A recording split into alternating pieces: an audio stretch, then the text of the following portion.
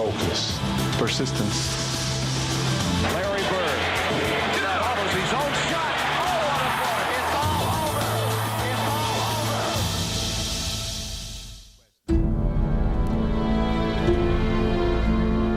The path to a championship is winding. At times, the journey can be more grinding than poetic. It can also be beautiful to behold.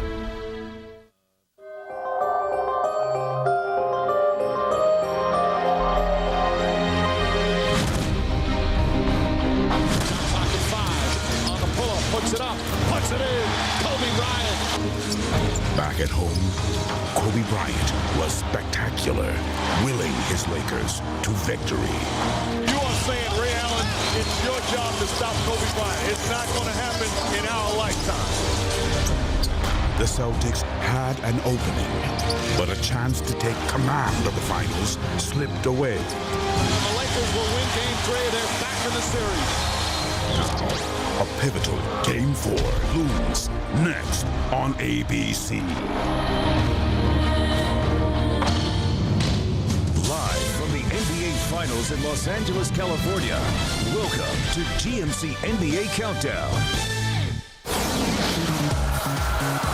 If there has been one theme in these playoffs, home is where the wins are. The Lakers are perfect 9-0 in front of these fans. Now, LA, one victory away from tying this series at 2.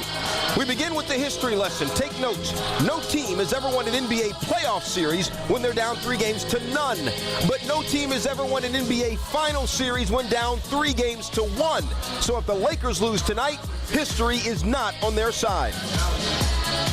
Good evening and welcome to GMC NBA Countdown in Game 4 of the NBA Finals. Stuart Scott, Michael Wilbon, John Barry, and a man in these parts they call Big Game James. James Worthy, a 3-time champion with the Los Angeles Lakers and the Finals MVP in 1988, the first pick in the 1982 draft out of North Carolina. Big Game played all 12 seasons right here in LA. His jersey number 42 hangs in the rafters, one of only 7 retired Laker jerseys high above us here at the Staples Center. James, what was your most memorable finals moment against the Celtics? I think it was 1985. After being defeated in 1984, we didn't realize the history that we were carrying and all the former Lakers that we were representing, Wilt, Jerry West, Baylor. So to finally win in Boston in 1985, I'd have to say that was my biggest moment. Really? Yes. Not 36 points, 16 rebounds, and that was against 10 assists. That was against Detroit. That's my second one. The first one was winning against the Celtics.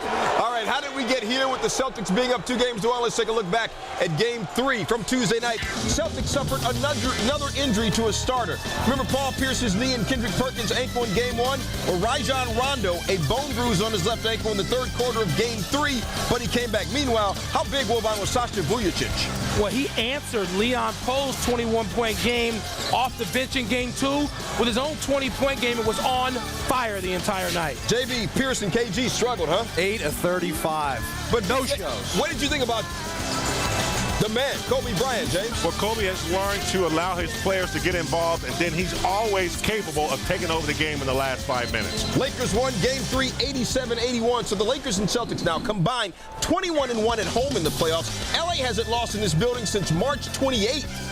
As for the Celtics, they're 2-8 on the road. They've struggled on the offensive end. Now heading into Game 4, the man running the show for Boston banged up with that ankle injury. With more, here's Michelle Tafoya with the Celtics point guard. Well, Rajon, it's been about 45 hours since you tweaked your left ankle in Game 3. Will you play tonight? I'll definitely play. I'm not feeling 100%, but no one in this league plays at 100%, so I'll definitely play tonight. How is the ankle going to impact your speed, which is arguably your best asset? I don't think it will. I may maybe cut a little differently, but it won't affect my speed at all. I won't allow myself to go out there and play if I'm not 100% with my speed. Okay, and when do you think and how do you think it might impact you on the floor? Maybe getting through picks, I guess, with me cutting and playing, in certain situations. But other than that, I don't think it will affect it at all. You planning on starting? I think so. I haven't talked to Doc yet. But you're assuming you will? Yeah, definitely. I mean, like I said, I'm going out there to play, and I'm sure I'll be fine. Thank you, Rajon. Thank you. Thanks a lot, Michelle. By the way, Rondo did not have a cortisone shot because he's scared of needles, which is interesting because he's got a tattoo of his initials covering his entire back. Kobe Bryant plays his 150th career playoff game tonight, and at 29 years old, 284 days, he's the second youngest ever to play 150 before turning 30. Magic Johnson was the first. Now, James, Magic had you and James Worthy. He had you, and Kareem on those teams. Kobe has Gasol and Lamar Odom. Can he win a championship if they continue to struggle? I don't think he can. I don't think he can do it by himself. And I think he's gone through a maturation process the last couple of seasons and rolling his teammates into what's possible. The bench is playing very well. Pau Gasol has added a lot. And Kobe, for once, he trusts his teammates. And I think that's what we've seen the success in the last year here. Odom, Gasol, Fisher, Radmanovich, the rest of the boys in the band, James, are going to have to come to Kobe's rescue tonight, because you're right. He has finally learned how to really use them. They can't let him down tonight. They're going to have to play and not just rely on Vujacic to come off the bench and do what he did in Game 3. JB, the Celtics shot just 35%. They scored just 81 points in Game 3, and they only lost by 6. Should they be happy that they almost won, or ticked off because they gave one away? Yeah, I think this is a confident bunch. Now, you remember they lost 6 straight games to start the NBA playoffs this season, but they won 2 games in Detroit, and as you said, they played poorly here in Game 3. But I'm not going to say that Garnett and Pierce are going 8 of 35 again. They still had a chance to win that ball game. They lose by 6. I think they make some adjustments. Garnett get more aggressive. I think they are a confident group, and I think they can play well tonight. Although the Lakers are 9-0, going to be a tough task, but I think they're going to play well. Remember when Ray Allen was in a shooting slump? When? Yeah, he doesn't remember that either. Game 3, Ray Allen was 5 of 7 from three-point land. 4th time this postseason that he's hit at least 5 three-pointers in a game, in a playoff game. Only 2 other guys have ever done that during an entire postseason. Dennis Scott and Reggie Miller. Reggie, the all-time leader in three-point shots. Ray's averaging over 21 a game in his last 5. Now compare that to his previous 12 when he's averaging only 11 a game. Coming up later, John Barry has the keys for Ray Allen's Celtics to win Game 4. Welcome back to GMC NBA Countdown. Let's flash back to 2002. On this day, 6 years ago, Kobe and Shaq put the finishing touches on their 3rd straight NBA title by sweeping the Nets. Shaq had 34, Kobe with 25. It was their last title together. Will Kobe win his 4th ring? Here are the final storylines so far. In Game 1, Paul Pierce sprained his knee but returned and scored 22 in a win. Game 2, Celtics bench came up large. Forward Leon Poe, 21 points off the pine as the Celtics hung on to win by 6. Game 3, here in L.A., Kobe Bryant's 36 and Sasha Vujicic's 20. That was the story as they pulled to within 2 games to 1. And now the stage is set for Game 4. Attacking, I have to understand, obviously their schemes and what they're doing, and be patient, let things go through, then attack, and but attack, not just settle. And sometimes, whether it's fatigue or whether it's through, setting up other things for the course of a game, I do settle. And I just got to get a lot more aggressive because this ain't the time to be settling for anything. With Kobe, he's always going to fill a vacuum. If other players aren't stepping up and, playing up to their level, he's just going to fill that vacuum. He's just, I'll take it on, whatever the load is. Let me have it, and I'll take it on. How important is this game? All 28 teams that took a 3-1 lead in the finals won the title. No team has come back from that deficit. Now with more on tonight's matchup and the NBA's MVP, here's our courtside report with the guys calling the game. Mike Green, Mark Jackson, and Jeff Van Gundy. Guys? Stuart, thanks. We know that Kobe Bryant won his first MVP this season. We also know that he's probably been the most talented player in the league for a number of years. But you ask his coach Phil Jackson the difference this year, and he'll say the leadership qualities are one of the reasons why this team is here, not just his talent. Guys, you've talked about it all season long. We've watched how Kobe Bryant can lead in a lot of different ways in terms of how he inspires his teammates. Well, absolutely. Kurt Schilling wrote in his blog questioning Kobe Bryant's leadership abilities. Well, guess what, Kurt? You can find no one tougher on their teammates than Michael Jordan in the history of the game. Kobe Bryant down the stretch makes the play to Vujacic, takes a rush shot, not trusting his offense. Bryant gets on his case, discusses it to him the next play down the floor, continues to make the right play. Now it's set up for you to knock down the jumper off of ball movement and man movement. Dumps his chest, discussion made by Bryant on the sideline saying, let me be the facilitator. That's true leadership. Come on, Curtis Schilling, you're better than that. That's said by a very bitter Yankee fan, so take it with a grain of salt.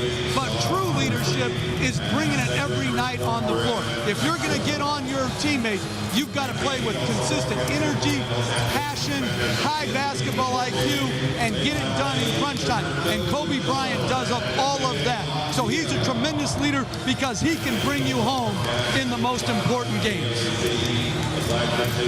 This Courtside Report brought to you by The Dark Knight, in theaters Friday, July 18th. James, is Kobe a more effective leader in the fourth quarter when he takes over shooting or when he continues to distribute? You know, I think he's more effective at the beginning of the game because we know Kobe can dominate in the fourth quarter. What he does in the first, second, and third is allow his players to get involved by making assists and getting them baskets. But I think he's a much better leader at the beginning of the game. You know what? I've been very skeptical of Kobe Bryant and waiting to see when things got tough if he would resort back to his old self and be selfish, and he has not done that. I think he's been terrific. He's been a great leader all season long. He hasn't wavered, and he has been the best player in the NBA all season. If he continues to do that, the Lakers have a great shot to win it. Occasionally, you have to make a concession to a great opponent. Kobe cannot go old school Kobe and come out and shoot all the time because Boston's defense is too good for that. And the way to counteract Boston's defense, the best way is to distribute the ball, keep those guys involved so that they cannot load up and blitz Kobe Bryant defensively, and I think he understands that. Kobe Bryant's also been a good leader before the game and after the game, taking the guys out. He's been doing that regularly, and of course you're a great leader if you always pick up the check. Why don't you take us out, Stuart? Jeez. I will. You just got to pay for it. Kevin Garnett's 13 points in Game 3 tied a playoff low this season. Still ahead, John Barry has the keys for KG to turn it around tonight. Game 4 coming up next on ABC, and dinner is on John afterwards. GMC Keys to Victory, brought to you by GMC. We are professional grade. This is Boston's 20th finals appearance. They've won 16 titles, the most in NBA history. A win tonight, they'd be in great shape to add another banner to the rafters in the Garden. Hey, John, what are the GMC keys to the Celtics going up 3-1? Stuart, the keys to a Celtics victory tonight is Kevin Garnett. He's 6 for his last 30. He's got to get involved. Now, when he faces up Pau Gasol, he can take him off the dribble anytime. Get into the paint where he's been effective. He's 11 for 20 in the series when he gets into the paint. But what he's been doing is settling for jump shots. Here, Pau Gasol dares him to shoot. This is a 21-foot jump shot. That's exactly what the Laker defense wants. He's 11 for 42 outside the paint. An aggressive KG, use your athleticism, get inside the paint, and be dominant, and it could be a Boston victory here in Game 4. You know, it's interesting to actually hear Kevin Garnett a few minutes ago admit that sometimes he is just settling. All right, guys, I need predictions. Put on your Nostradamus hat. Who's going to win tonight in Game 4? I don't want to annoy my friend James, but something about Kevin Garnett coming out saying, you know what, I've been settling. I'm not going to settle tonight. Playing a hunch, because I know 3-1 is a death knell, but I think Boston may steal this game. Oh, my gosh. I've never agreed with Wilbon, ever. He's finally going to get one right. I think Boston gets this done. I spent some time with Danny Ainge yesterday. He has that inkling, too. I'm buying in. I think Pau Gasol is not as dominant as Garnett, but he is an intellectual player. I think Pau's going to come out and dominate Garnett. Lakers to win. What? I'm shocked. That's what I predict. That you would say that. That's right. A little biased. Thanks for watching GMC NBA Countdown. The national anthem and starting lineups are coming right up. We will see you at halftime with a Phil Jackson NBA journey featuring never-before-seen footage. Game 4 is next on ABC.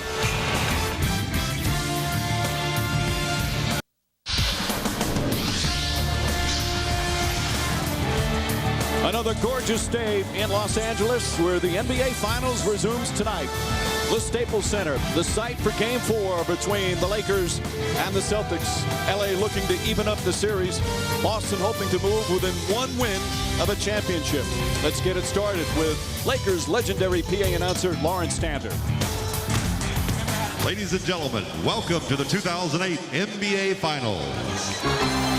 Tonight, game number 4, featuring the Boston Celtics and your Los Angeles Lakers.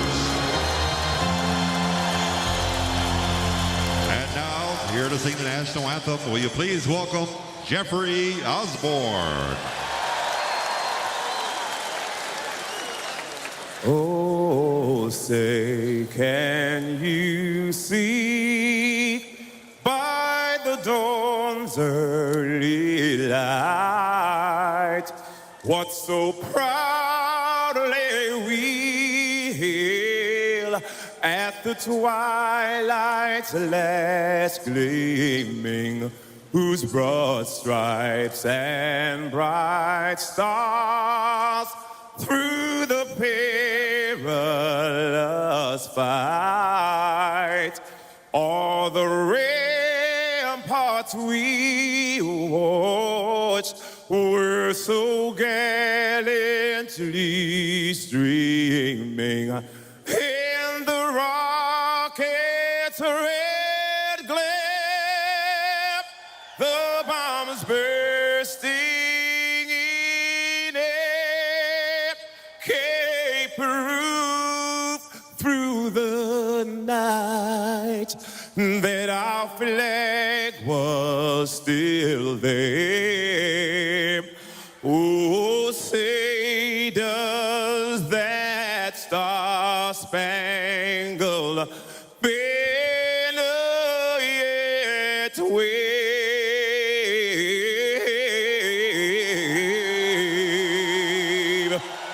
All the land of the free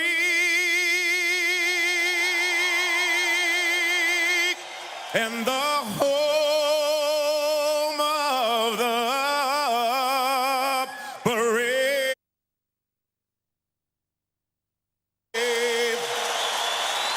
Jeffrey Osborne.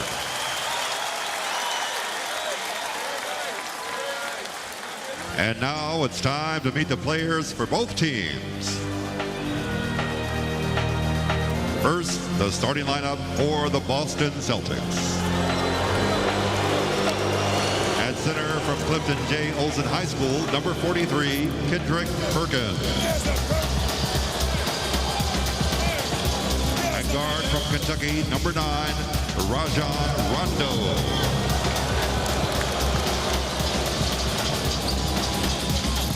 At guard from Connecticut, number 20, Ray Allen. At forward from American Academy High School, number 5, Kevin Garnett.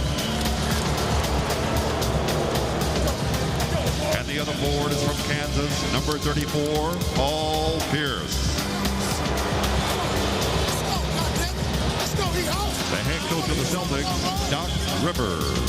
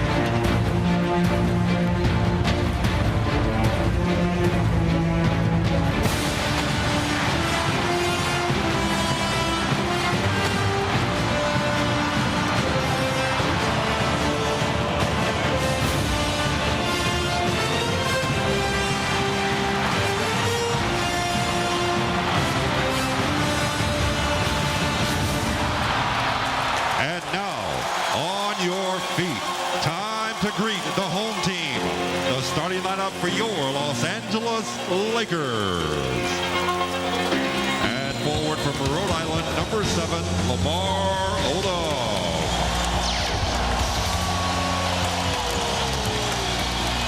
At forward from Serbia, number 10, Vladimir Radmanovic.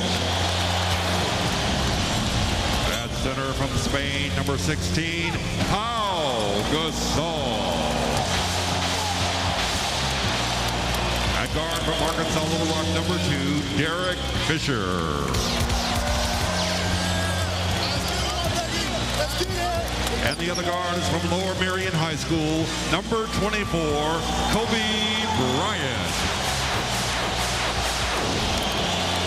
The head coach of the Lakers, Hall of Famer Phil Jackson. Game 4 is coming up.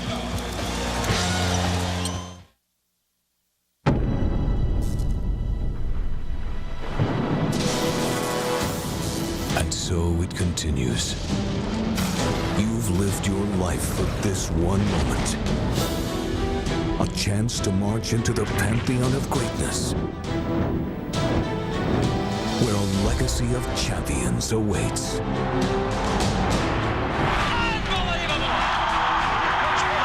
West throws it up over half court. Back to back. Yeah. Got it again. He's way too good. So many moves, so much power. It's over. Get ready for basketball battle.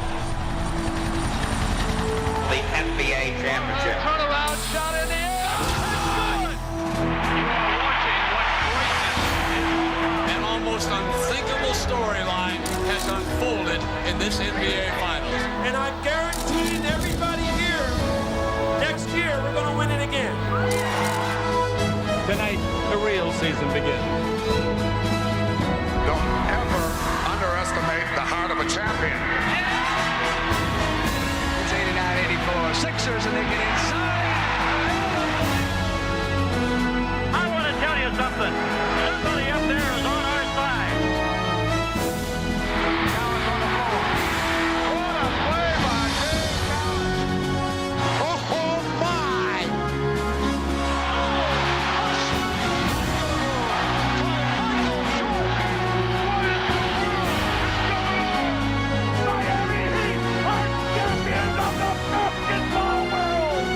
Welcome to the NBA Finals.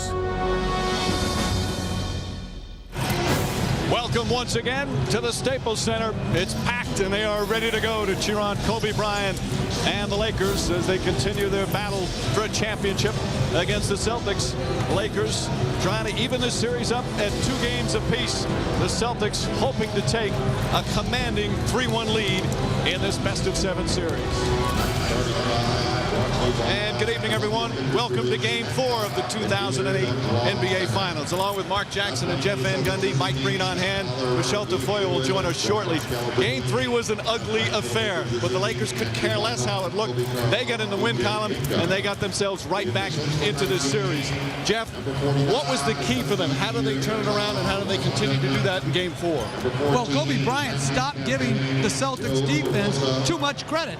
After Game 1 and 2, he said you couldn't get to the basket against them. In Game 3, he attacked early, he attacked often, he got to the free throw line 18 times. So late in the game, because he had driven so much, now his pull-up jump shot was available to him, and he became so much more efficient throughout the course of this series. Game 2, 11 for 23.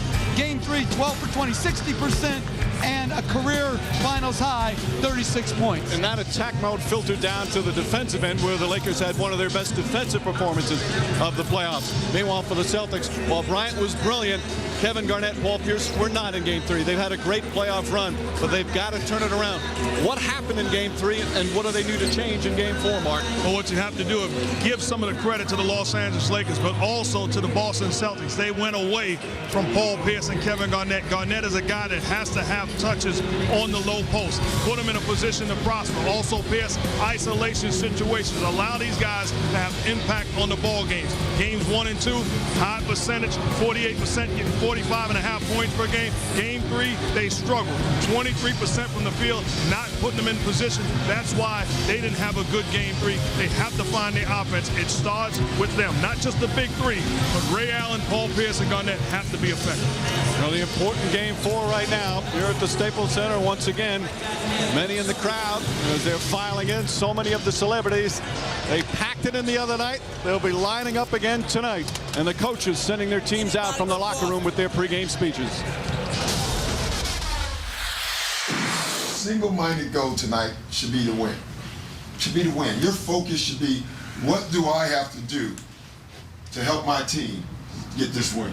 What do I have to do to help my team get this win?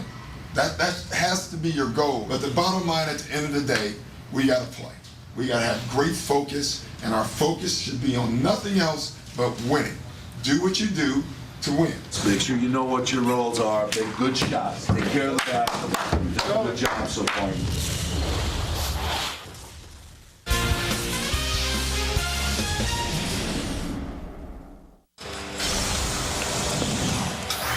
We're set for the tip-off of Game 4 between the Lakers and the Celtics. Boston up 2-1. Our Spanish language version of tonight's game, presented by ESPN Deportes. Use the SAP button on your television. As we're set to go, the officiating crew for tonight, Steve Javie, the crew chief, Tom Washington working his first NBA Finals game. The Lakers trying to make it 2 in a row. And in the starting lineup for the Boston Celtics, Rajon Rondo sprained his ankle in the third quarter of Game 3.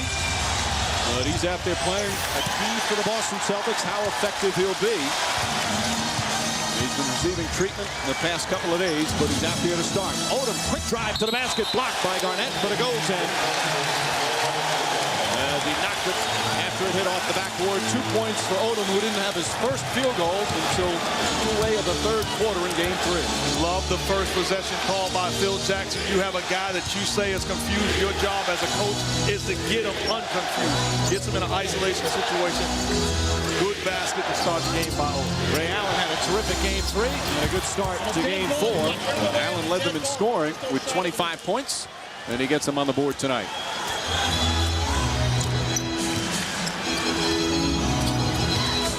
Fisher throws it away. And with more on the Rondo situation, let's check in with Michelle DeBoy. Hey, Michelle. Hey, you guys. Well, Rajon Rondo said after Game 3 he was about 50% with that left ankle. And today he described himself as 89.555%. But on a serious note, he expects to be full speed. He thinks the only problem he might have is fighting through picks on defense. He did not take a cortisone shot because, like his teammate Paul Pierce, he doesn't like the needles. But Doc Rivers expects that ankle to be, quote, a non-factor, Mike. He didn't practice yesterday against the left ankle, so for a guy who really shoots with his right hand, that's the foot he jumps off of. Fisher inside, he draws the foul, and Fisher will go to the line. This is what happened to Rondo in the opening minute of the third quarter. Now, he did return later in the game, but was clearly not the same. And although Rondo is a young player, he provides speed and quickness, something that Celtics don't have a heck of a lot of, Jeff. Well, that's the best part of his game. It's a speed, quickness, rebounding type of game. And Doc Rivers didn't play him down the stretch of Game 3 because of his injury. He didn't play him down the stretch because he was ineffective the entire game. And so Rondo has to have more of a type of Game 2 performance where he was outstanding. That's when he had 16 assists. And I think anybody else with a bad injury, you test them if you're the Lakers defensively. But the Lakers like Rondo on the floor because it allows Kobe Bryant to roll. That's a three. Won't go. Allen the rebound. And here comes Ray Allen, who has had a superb final so far. Not just Game 3, but overall. He's the team's leading scorer. And he's shooting over 50% from the field. Garnett with Bryant on him on the switch. Allen for three. Rushed it way off. But he wasn't ready to shoot. His hands and feet were not set. Bryant to the basket, and he draws the foul. Kobe Bryant, who took 18 free throws in Game 3, will get his first opportunity here in Game 4 Phil Jackson, you guys touched upon this at the top. He said that Kobe Bryant created the tone, the attack mode that this team had right from the start at both ends of the floor. Well, and you're talking about a team, a young basketball team that found itself down 2-0 in the NBA Finals. That's when you look at your star player, you look at your leader, and see their body language, how they respond. Kobe Bryant sent the message to the guys. And what he's doing is he's getting to the basket in transition. And for the Celtics, that's got to be discouraging because, like in the last possession, they had a chance to get back, load their defense, and take away that left-handed driving seam. A lane violation. It's going to be on Perkins. He stepped in before Bryant released the ball, so he'll get another chance. Bryant missed 7 free throws. He's the next free throw. Well, they call a foul. Excuse me. It's a loose ball foul on Perkins. So Perkins picks up his first, and the Lakers will inbound with a new 24. And you see the mindset of the Lakers to start this ball game. A drive by Odom, a drive by Fisher, a drive by Bryant. They are being aggressive. Nice pass. Odom to Gasol. And a strong start for the Lakers. And they did that same thing in game 2. You trap Kobe Bryant. He takes the trap, hits the man at the free throw line, and then big to big, high-low. Garnett double team. Bryant trying to take it. He takes it right out of his hands. Doc Rivers screaming for a foul. Pass, though, stolen by Pierce the other end. And then Pierce gets bumped by Bryant, lost the ball. Bryant, attack mode, out to Gasol. Air ball. And here comes Rondo. Lakers do a good job getting back, and a technical foul on Doc Rivers, who continues to yell at Steve Javie.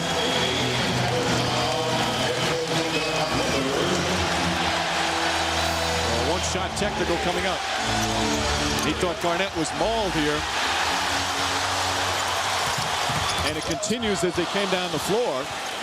The next time down, Fisher will shoot the technical. And Fisher misses. And again, the Lakers struggle from the line. They missed 13 of them in game 3. Right off the bench, his star player having the ball wrestled away from him. But even more important than whether that was a foul or not, Kobe Bryant, again, roaming off of Rondo with no regard for his ability to hurt him as he double teams. Garnett, who has really struggled shooting in this series, is 35% from the field. Gets inside. That's what he said he's going to do. The second effort won't go. Tips it again. Radmanovich comes away. Fisher. Nice pass to Odom. Oh, the Lakers look sharp early. 7 straight points, and they're up 9-2. And here's what you love about it. Odom, Gasol running the floor. Big men running the floor. They put so much pressure on your defense. That's how you get it going offense. High percentage plays in transition. Odom already with more field goals than the entire game 3. And that's what Rondo has to do for the Celtics. Kobe Bryant didn't try to even get under or over. He just laid on the screen. Rondo's got to shoot the ball like that. Well, the Lakers playing a numbers game. They're not going to make any adjustments. They're going to dare Rondo to be a jump shooter and continue to knock him down. Gasol also slow to get started scoring in the last game. Odom again. Odom 3 for 3 to start. And then this didn't just start tonight. Odom took the ball hard to the basket in the second half of game 3. Even though he didn't finish it, he got more aggressive. Perkins backs in, takes his time, and dumps it in. That's his strength against Odom, who can't match up with the brute strength of Perkins. But I like what Odom is doing, catching the ball where he was tentative in the pass. Right now, he is catching it, ready to make a quick, precise move. He's been in foul trouble, Odom has, every game in the series. He's had 5 fouls in each of the first 3, so he's had absolutely no rhythm. Kobe Bryant, a couple of jab fakes. Gasol, ball tipped, last touch by Pierce. Lakers with a new possession. Great one-on-one defense by Ray Allen against the best player in the world. Forced Bryant to give it up. Pass was off target. Took Gasol out of his shooting rhythm. Allen and Pierce Lakers, two great offensive players who've gotten some nice kudos for their defense this year, as Kevin Garnett and the Celtics have turned around their defensive mindset. Odom, again, aggressive. Radmanovic, open three. It's good. 8-point lead. That is the skill level of Lamar Odom. Puts so much pressure on your defense. Catches the ball, he can knock down the jump shot, so you must run out at him. And too skilled, puts the ball on the floor, makes the play. Rondo's floater won't go. Garnett does a good job tipping it out. Pierce, who really struggled in game 3, just 2 of 14. Rondo wide open. Now he shoots. Rebound tip, nearly put in by Perkins. Garnett breaks it up. Allen saves it. Good job from Pierce. Pierce on the drive. Banker won't go. Lakers running. Gasol back to Odom again. Odom 4 for 4. And a 10-point advantage for the Lakers. Celtics need a timeout. Here comes the first ovation of the night.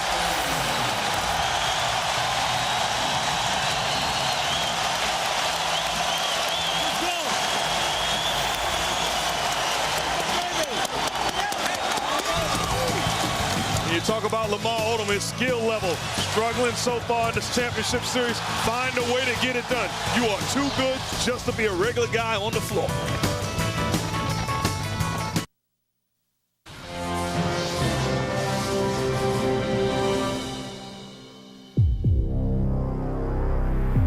I've dreamt about holding that trophy for a long time. I just would love to know what it feels like to be the last team standing. For someone that's been playing basketball as long as I've been, that's the peak, that's the pinnacle. He's playing in his first NBA Finals. He has struggled through the first 3 games shooting the basketball, but what a great start tonight in Game 4. It's a great start because he's so versatile. He's best when he's attacking here. He's a tremendous passer. High-low off the blitz of the pick and roll of Bryant, and then catch and drive it. No hesitation, no indecision, and then the Lakers on the break, very, very efficient with Gasol and Odom finishing the play. Garnett misses. Odom a rebound. Odom grew up in Queens, New York. This is his 9th year in the league. He's 28, his 4th year with the Lakers. Started his career in LA, but with the Clippers. And as we've always said, just such a versatile player. Bryant, jumper won't go. Odom, an excellent rebounder. Puts it back up, draws the foul. And that's going to be 2 on Garnett. For a rough start for the Boston Celtics, and Garnett's going to come out. P.J. Brown gets off the bench. And this is the thing I disagree with Phil Jackson saying that the bigs for the Celtics were too big and strong and physical for Lamar Odom, eliminating his rebounding ability. This is a big-time rebounder. It was energy and effort. That's the difference to start this ball game. Big-time offensive rebound over KG. After a couple of games, Phil Jackson said that Odom looked confused. That's not easy to do for a veteran to be called out by like that. Now, Jackson said, hey, Odom's okay with it. When we asked him Odom about it, he said he was okay, but he can't like that during the finals, and he's responded here. He has, and sometimes you look at Odom and you think small forward, but he's such a good rebounder.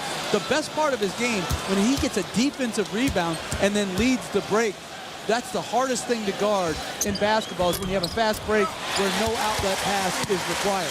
He's their best rebounder at 10.5 a game in the regular season. And I love the fact that when you talk about a guy, Phil Jackson said confused. Get upset if it's not true. When you watch the film, no question about it, he played confused. Bad pass. Here's Toronto, and a rough start for the Celtics as we go to Michelle. Guys, during the last timeout, Doc Rivers told his players they're more physical. They're going over your back again. I don't mind the missed shots. Those will take care of themselves, but it's all the other little things we got to clean up. Relax and play, and stop avoiding the contact. Go through it. Well, he said after Game 3, we didn't set a pick all night as Radmanovic hits a 3. Vladimir Radmanovic puts the Lakers up 20-6.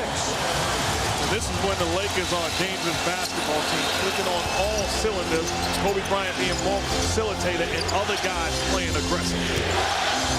And the chance of defense, foul away from the ball. Fisher a little aggressive, so picks up his first. Eddie House is quickly going to come in. You look at Radmanovich, a big-time shooter, play made by Derek Fisher. He's ready to lock and load. Beautiful rainbow jump shot.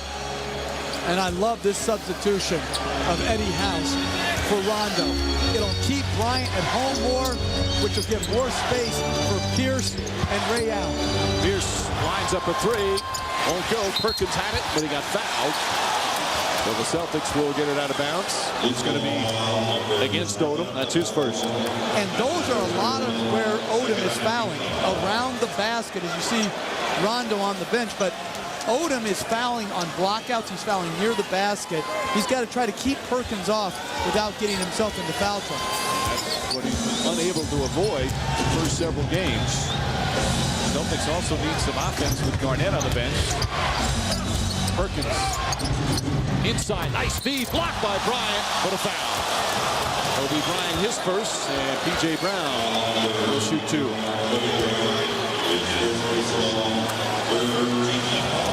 Log on to NBAstore.com. Lakers and Celtics finals gear. NBAstore.com. One store, every team. Crowd reacting to the big screen replay as Bryant picks up his first foul. Getting the boos from the crowd. And Brown misses the first. Good job by Kobe Bryant not giving up on the play. P.J. Brown, guess what? That's not a foul. That's a good block right there. Chloe, what are you talking about? That is a blatant foul. And plus, when you wind up like that, you're going to get called for a foul. But you know what set that up? Bryant wasn't in the lane because he's guarding Eddie House, which gave Perkins the ability to hit Brown in the middle of the lane. I need to know, you were kidding, right? I just wanted to see if you guys were paying attention. Man, that's a backtrack right there. I put it right by the rim, and you guys went up and got it. Turnover down the other end. Both teams a little sloppy early. Lakers have been excellent. Under 12 turnovers a game so far in these finals. House to Perkins. Here's a double team. Eddie House creating his own shot. Way off, however. Radmanovich the rebound. Eddie House had Kobe Bryant up in the air. He should have gone right into him. Got Bryant's second foul. Instead, Bryant will post up down the other end. Fisher. And again, Lakers in attack mode. Lakers from the field, 8 for 12 so far, and they lead by 15. I think if you're Paul Pierce, you have to look to be more aggressive offensively. Radmanovich guarding. Find a way to force double teams and make plays. Perkins can't get it to fall. Here come the Lakers again.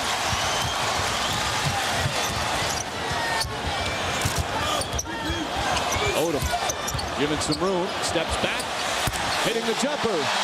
Everything Odom puts up, knocking it down. He's 5 for 5. And look at this score.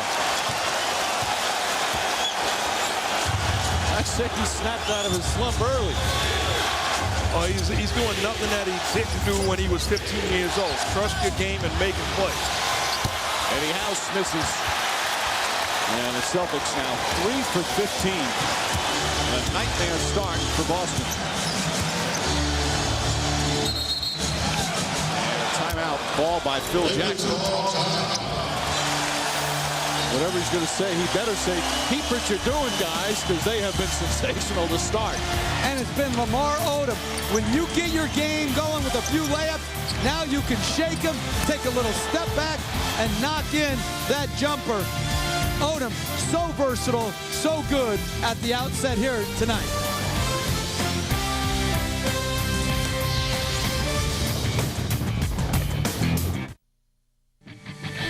The NBA Finals on ABC. Brought to you by GMC. We are professional grade. Hancock, starring Will Smith. In theaters July 2nd, rated PG-13. And BlackBerry. Aerial coverage brought to you by Goodyear. Get there on Comfort Tread Technology. Welcome back to Game 4 from the Staples Center. Lamar Odom and the Lakers near perfect to start. Odom perfect from the field. 5 for 5. Look at that score for the Lakers. 24-7 after the big struggles in the first couple of games. Just tremendous performance and not just scoring. Lakers with a chance to add to the lead. Odom again. 6 for 6. He said after game 3 he was going to watch a lot of tape to see what he was doing. Whatever he did, it's working. That's the type of guys you want. Guys that's going to make the adjustment, not look to make excuses, but find a way to get it done. Here's to P.J. Brown. He's left open. Nothing going the Celtics' way. 3 for 16 and 4 turnovers. Not wanted to shoot it again. Gasol. Radmanovich, another open 3. And Perkins the rebound. A rare miss from the Lakers here in the first quarter. Pierce trying to get on track. Nice move from Pierce, who was just 2 of 14 in game 3. That's his first field goal tonight.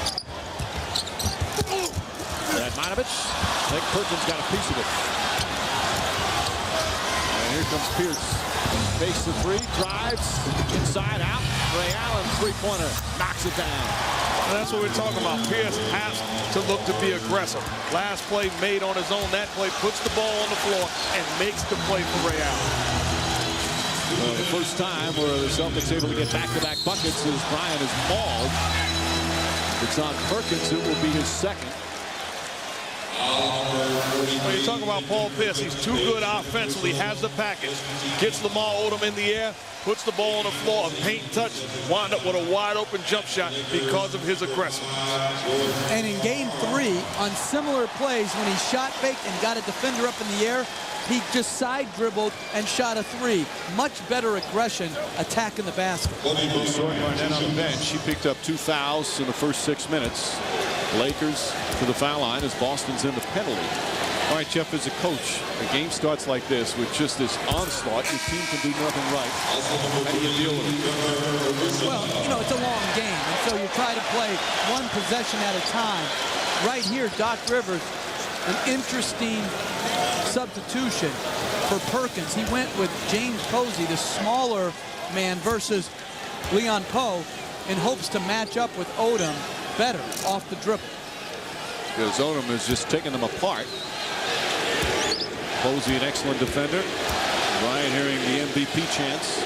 He's increased his scoring in every game so far in the finals. Knocks that one down. He had 24 in the first game, then 30, and 36 in game 3. 28-12, Lakers under 2 minutes remaining. What has been a nightmare first quarter for Boston. Trevor Ariza harassing Pierce. Doc Rivers asking, call a foul, and there it is. Not the penalty yet. Next one. And the Celtics will inbound.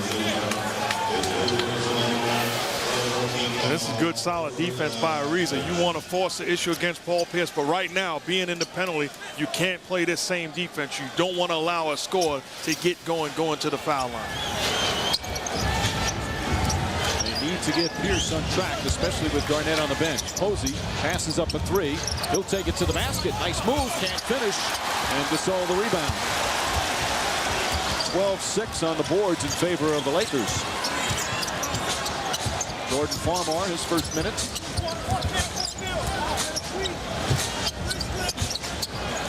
Bryant calling for it. Lobs it in, Gasol. And Gasol is hit by P.J. Brown. So more free throws from the Lakers. First game 5 will be Sunday night. Right back here at the Staples Center. The question is, will it be 2-2? Or will the Celtics mount a comeback and get a 3-1 lead? We'll be on the air at 8:30 Eastern. Tip-off shortly after 9 Eastern. As Gasol the free throw. Mike, I'm going out on a limb right now.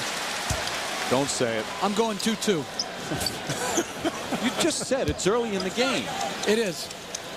But I'm going to take a 17-point lead anytime I can get it. You're a real daredevil. Gasol the second one. At least tell the people there's a chance they're going to come back. Oh, in the NBA, there's always a good opportunity to get back in every game. You think about it, you give me Kevin Garnett, Ray Allen, and Paul Pierce, I'll take a team's chance of making a comeback, especially in a league that's all about runs. Here's to Eddie House. House wide open. Can't hit the 3. And Trevor Ariza had it, lost it. The foul on Ray Allen. So So Allen picks up his first, and Ariza will shoot free throws. That's the second wide open look Eddie House has had out of a double team or semi-double team of Paul Pierce. If he's not going to knock that down, then they're going to have to substitute and go to somebody else, maybe Sam Cassell, because he's got to knock that in. So Ariza will go to the line. Trevor Ariza is 22 years old, his 4th year in the league. They've got 2 players, Ariza and Farmar, from Los Angeles, high school in LA. Both went to UCLA and now playing for the Lakers in the NBA Finals. You talk about kids having their dreams come true. Both Ariza and Farmar that way. Ariza, as we talked about during the series, broke his foot the last 3 months of the regular season, but he's healthy again and certainly helping out.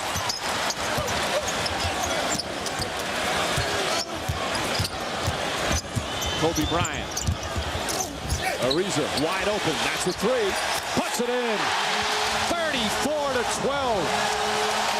But it's something else when you can trust your best player to make the right play. That penetration by Bryant, similar to what Pierce did with Allen, gets the jumper for Ariza. Eddie House banks one in. 2-second difference on the shot clock. Kobe Bryant will take his time.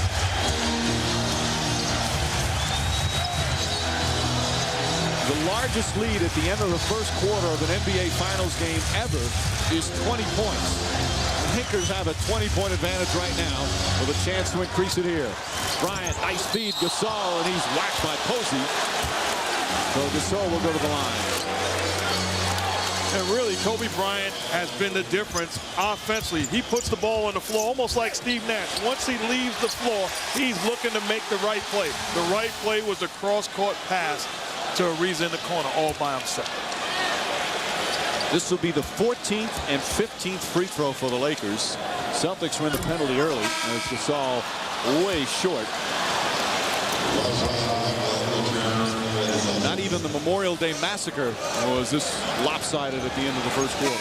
And the Celtics have gone very small in the last possession. But I'd be concerned if I was Doc Rivers with that because they have not rebounded the ball off missed free throws, and they're very small right now in the blockout position. What a start for Odom as he goes to the bench. This, one of the stars of Game 3, Sasha Vujacic, is in. Ray Allen. That's a 3 at the buzzer. Won't go. It would have been a 2 anyway, and that ends what's a nightmare for Boston, but a spectacular start for the Lakers as they finished with the largest lead ever after 1 quarter in an NBA Finals game. Lamar Odom struggling so much in the first couple of games, averaging just over 9 per game. He was 6 for 6 from the field, and the Lakers are up 21.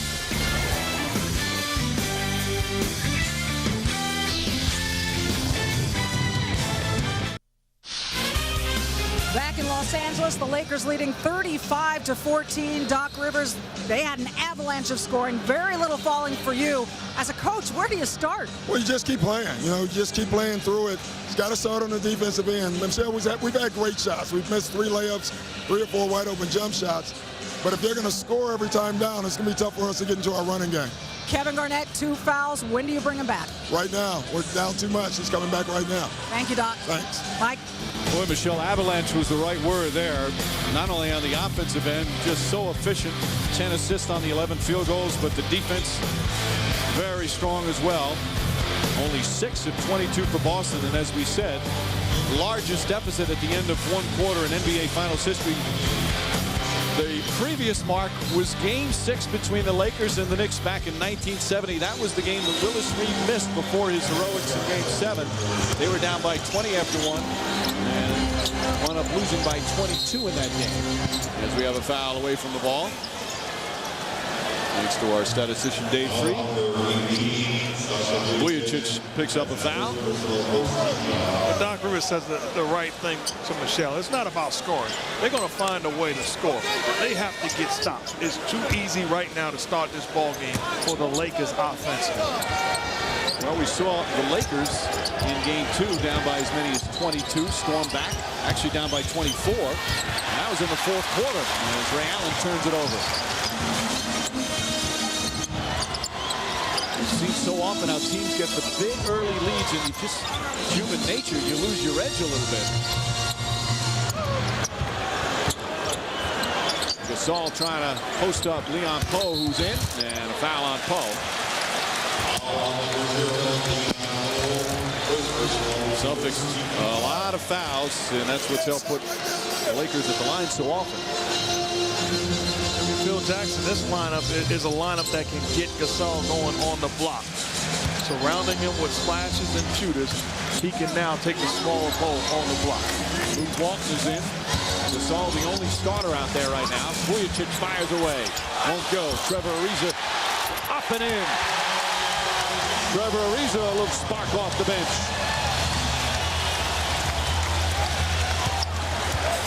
Sam Cassell, his first minutes. Garnett back in, playing with 2 fouls. Nice drop-off pass, and Poe is hit. Right now, the Lakers are the superior team when it comes to reaction to the ball. Here, Ariza, good rebound and good follow. And if you're the Celtics, what disappoints you most is you can understand this onslaught if it was Kobe Bryant just breaking you down, being what he can be, the best player in the game. He doesn't even have a field goal yet. He's 0 for 2. He's hit 3 free throws. He does have 4 assists. Well, that's all part of the progression of the development of this Laker team. An anti-Celtic chant breaks out here. Just over a minute gone by here in the second. Lakers right now just demolishing the Celtics.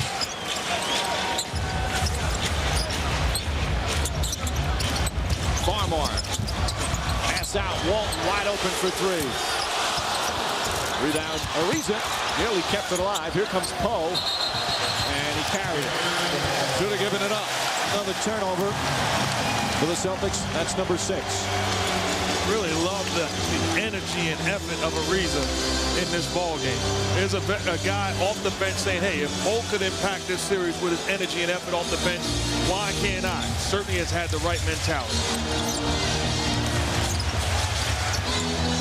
Walton.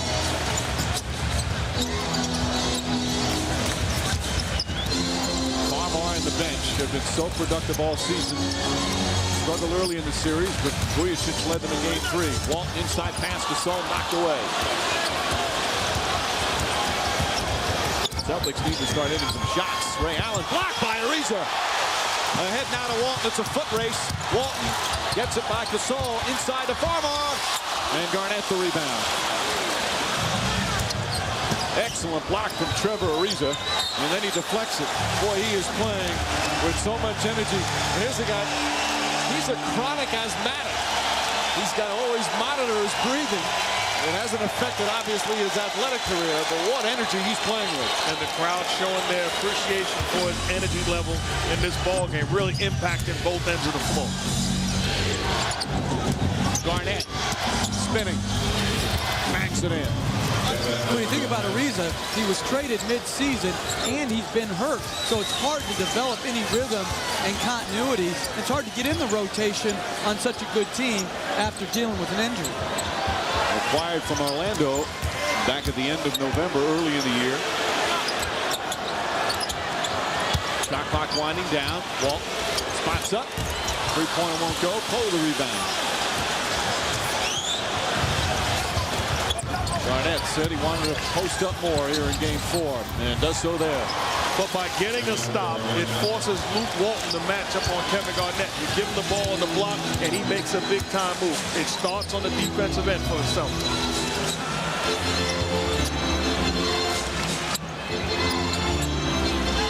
Vujacic, the quick release. Ray Allen got a piece of it, but saved by who else? Trevor Ariza. Vujacic to Walton again. He's open. This time he knocks down the 3, and it's 40-19.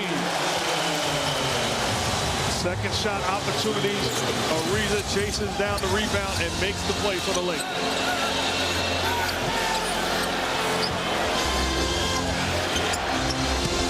Garnett.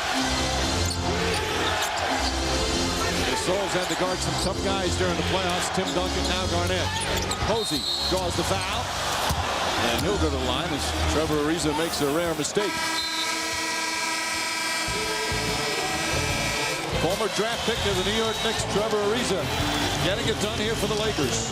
Finding a way to show that he belongs here. Comes in off the bench, raises the level of play, knocks down the jumper off of the ball movement of Kobe Bryant. Stellar play, enjoying himself, and then hustle plays. Offensive rebound, get in there, girl. Ariza has had an impact.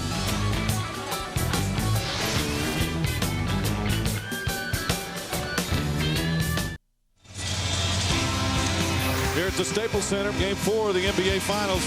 That score is correct. 40-19. Lakers just pouring it on here to start this game as they try to even the series at 2 games apiece. Now let's throw it over to Michelle Tafoya with a special guest. Yeah, Mike, you talk about what a star-studded crowd this is, and I'm with Will Smith. And what do you think of this score? What do you think of this game? That's the way I like it. I like to play from in front. Well, it's pretty well in front. Do you have a relationship with any of the Lakers that you're out here and you're making some eye contact and telling good stuff?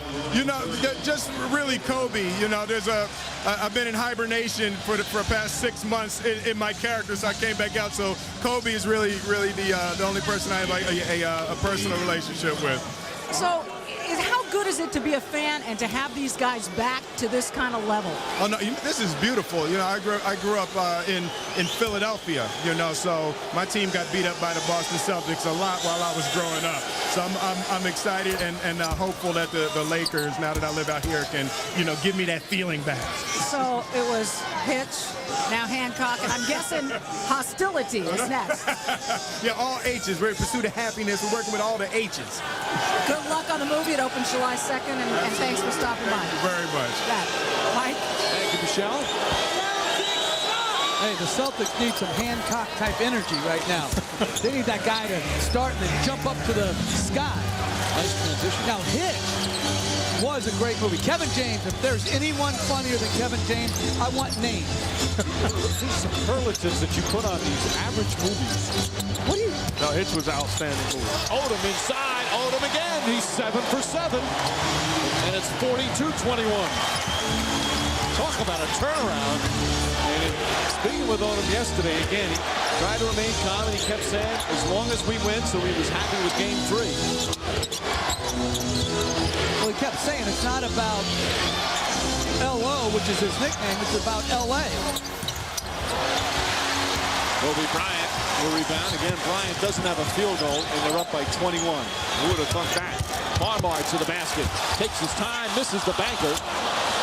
Turiaf goes down hard, but he's okay.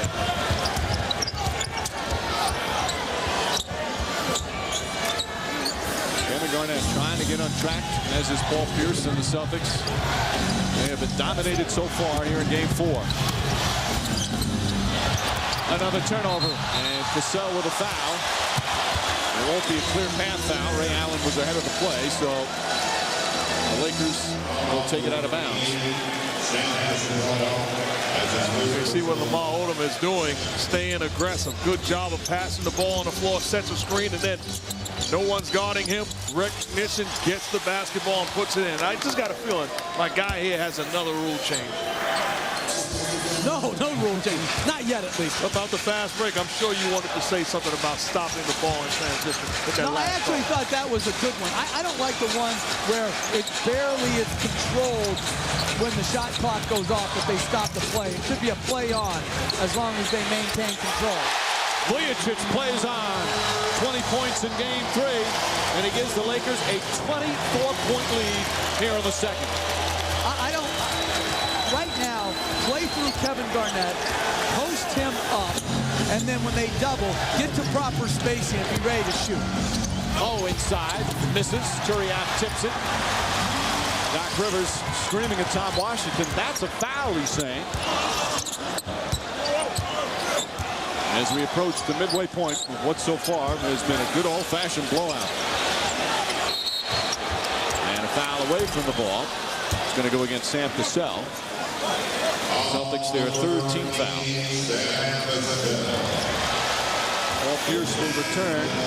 There's just 1 for 4, only 2 points. Which has been more of the struggle for Boston, offense or defense? Unfortunately, you can't pinpoint it. It's both. They're either not getting quality shots or they're missing. And then down here, no defensive mentality to make it hard on the Lakers. And to me, it's defense, even though they're struggling offensively. But this is a team that's won 66 ball games, and they're here because of what they've done on the defensive end. Here comes Farmar. Pull-up jumper, that's a 2. And a long rebound to Posey.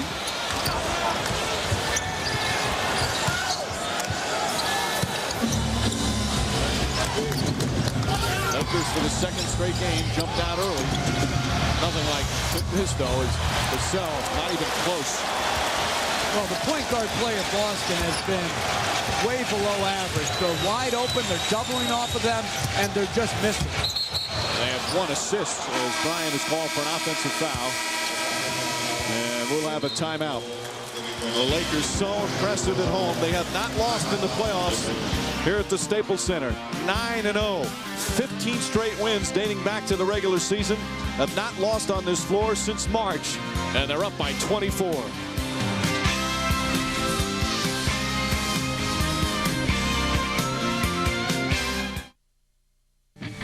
The NBA Finals on ABC. Brought to you by Lincoln. Reach higher. Disney Pixar Wall-E in theaters June 27th. Rated G. The totally new 12.2 megapixel Canon EOS Rebel XSI. And vitamin water. It works for Kobe Bryant. Try it.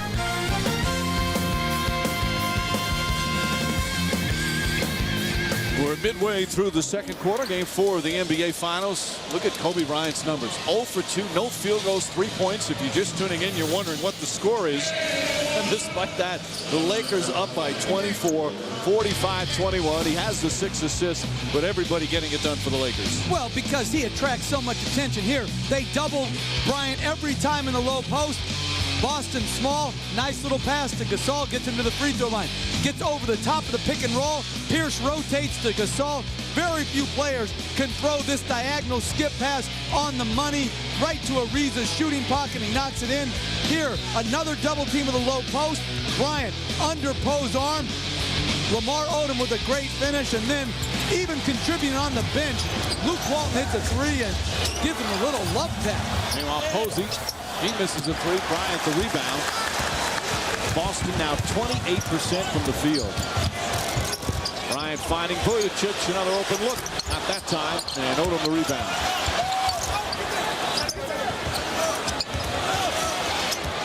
Only 5 to play in the second. Just a dominant performance. Kobe Bryant. Radmanovic tips it right to Ray Allen. Crowd has even got tired of cheering and giving standing ovations as Kevin Garnett knocks down the shot. Every time the Celtics get the ball to Kevin Garnett on the low post, something good happens. It's not about scoring. They get a good look. Bryant with Pierce on him. Back out. Radmanovic has already hit a couple of threes off that time. And Garnett the rebound. Rondo back in. Ray Allen. That's a good look. And Celtics get it to go down. Allen, who's been so hot. Shooting well again. 3 for 6. He has 8 to lead Boston. Phil Jackson quickly wants to call timeout. His team has been up by as many as 24. They've led the entire game. And doesn't want to give the Celtics any confidence as we wind down the second. Good timeout by Phil Jackson. You don't want to have breakdowns. Ray Allen, one of the best shooters in basketball, gets a wide open look in transition. That's why you were down 2-0. Got to get it done. Marvel's done it again. The Hulk is every bit as good as Iron Man. It's awesome, outstanding, momentous. It's incredible. The Incredible Hulk, rated PG-13, starts tomorrow. That's our Bud man. He's always here, rotating stock, checking freshness dates, making sure your Budweiser is always perfect. Does he make house calls?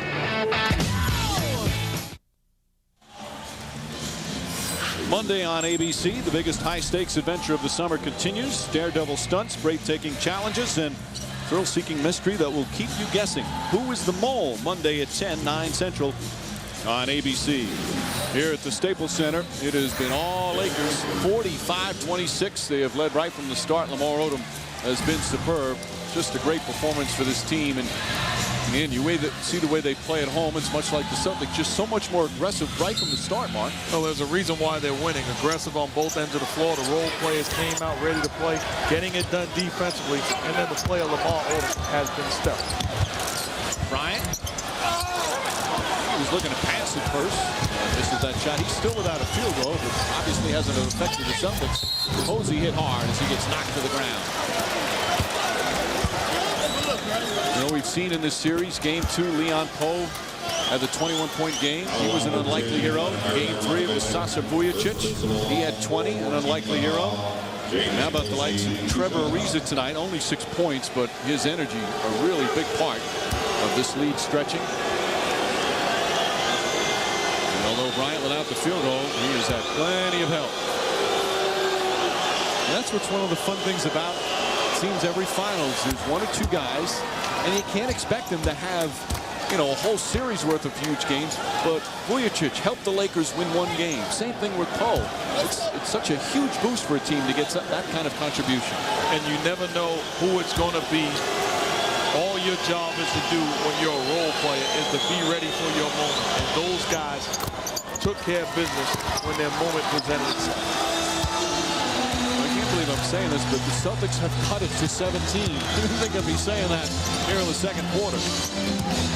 They've scored 7 straight. Gasol misses and Pierce the rebound. Boy, if they could in the last 3.5 minutes of this quarter eat more into this lead. Nice pass. Rondo not looking to shoot. Out to Posey for 3. That's good.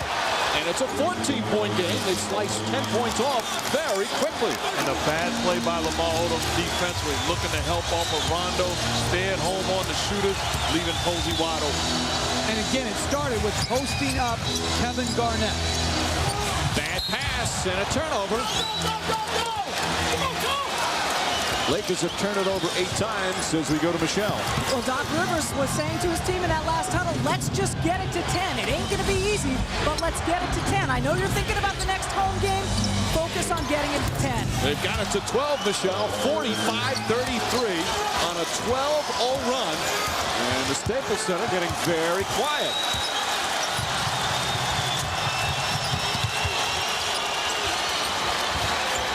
Pierce on Bryant. Doesn't go for the fake. Nice defense. Odom. Fisher on the drive. Count it and 1. 3-point opportunity for Derek Fisher.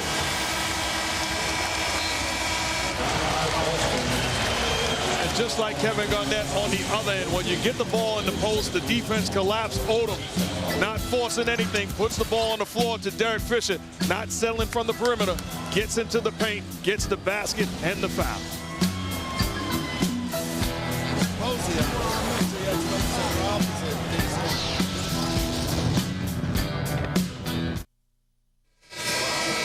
.236 remaining here in the second. Celtics trying to turn it around. Doc Rivers letting his team know, hey, it's still very early, despite the fact we're getting dismantled early on in the game.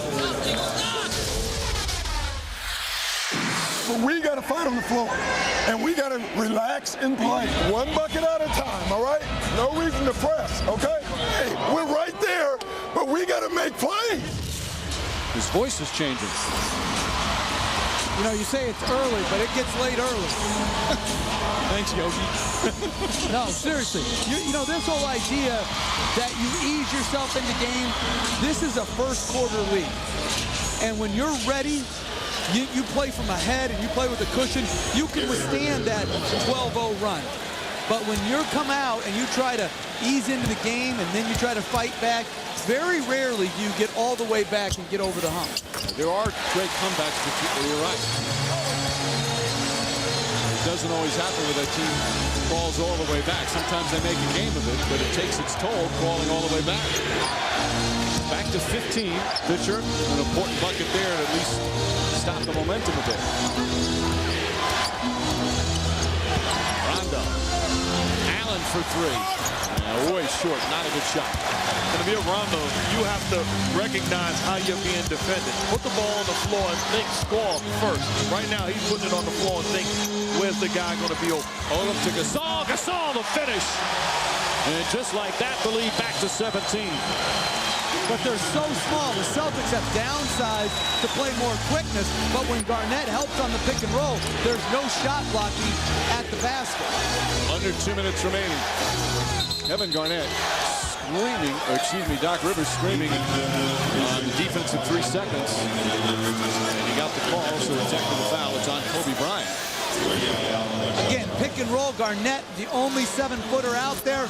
So as Gasol rolls and Odom hits him high-low, there's no shot blocking at the basket. And defensively, you have to realize when Kobe Bryant's coming off the score and when he's looking to set you up defensively to make the play high-low to Odom. And technical free throw is good. Coming up at half, Stuart Scott, John Barry, Michael Wilbon, and James Worthy will be there for the T-Mobile halftime report and analyze the first half. And an interesting story about Phil Jackson and his NBA journey. I got his journey down pat. Win every year. Posey for 3. That's good. James Posey knocks it down, and it's a 13-point game. They cut it to 12 moments ago before the Lakers went on a mini run. Posey 10 points here in the second quarter. A nice and needed boost offensively for Boston. Odom, the Radmanovic, blocked by Garnett. Boy, that was very close to being a goaltend. Posey back out to Rondo. Ray Allen for 3. And Gasol the rebound. Coming up on a minute remaining. Fisher drives right at Posey in a blocking foul. 3 fouls on Posey. Fisher, who struggled shooting in game 3, he'll get a couple of free throws. Doc Rivers, a point guard himself throughout his career in the NBA, trying to teach his young point guard.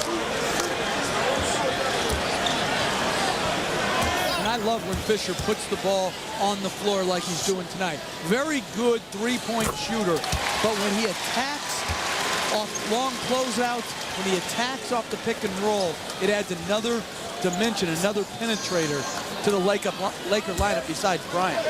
Fisher trying to win his 4th NBA ring. Of course, we know Kobe Bryant was part of that Laker team that won 3 in a row along with Shaquille O'Neal, but Fisher was the 3rd leading scorer on those teams and always coming up big in the playoffs. He's had great NBA finals. And he puts the Lakers back up by 15. Pierce inside, and he's fouled. Well, if that's on Bryant, and I think it is, that would be his 3rd. As Pierce will go to the line, Bryant wanted to charge. So 3 fouls on Kobe Bryant. Good to see what Paul Pierce is doing. One time makes a play for somebody else. This time, isolation situation. Beats Kobe Bryant to the spot before the help comes. Creates the contact and goes to the line. This is what the Celtics need offensively from here. And in the restricted area there.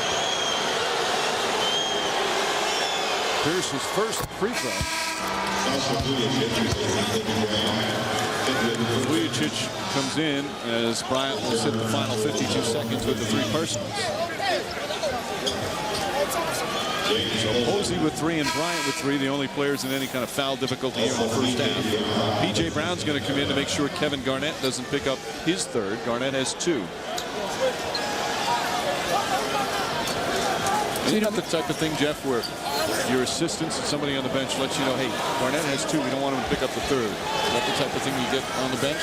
Right, usually the trainer in the NBA actually tells you about fouls, but in this situation, down 14 or 13, depending on this free throw, I would have left Garnett in the game to try to finish this quarter with my best offensive and defensive lineup.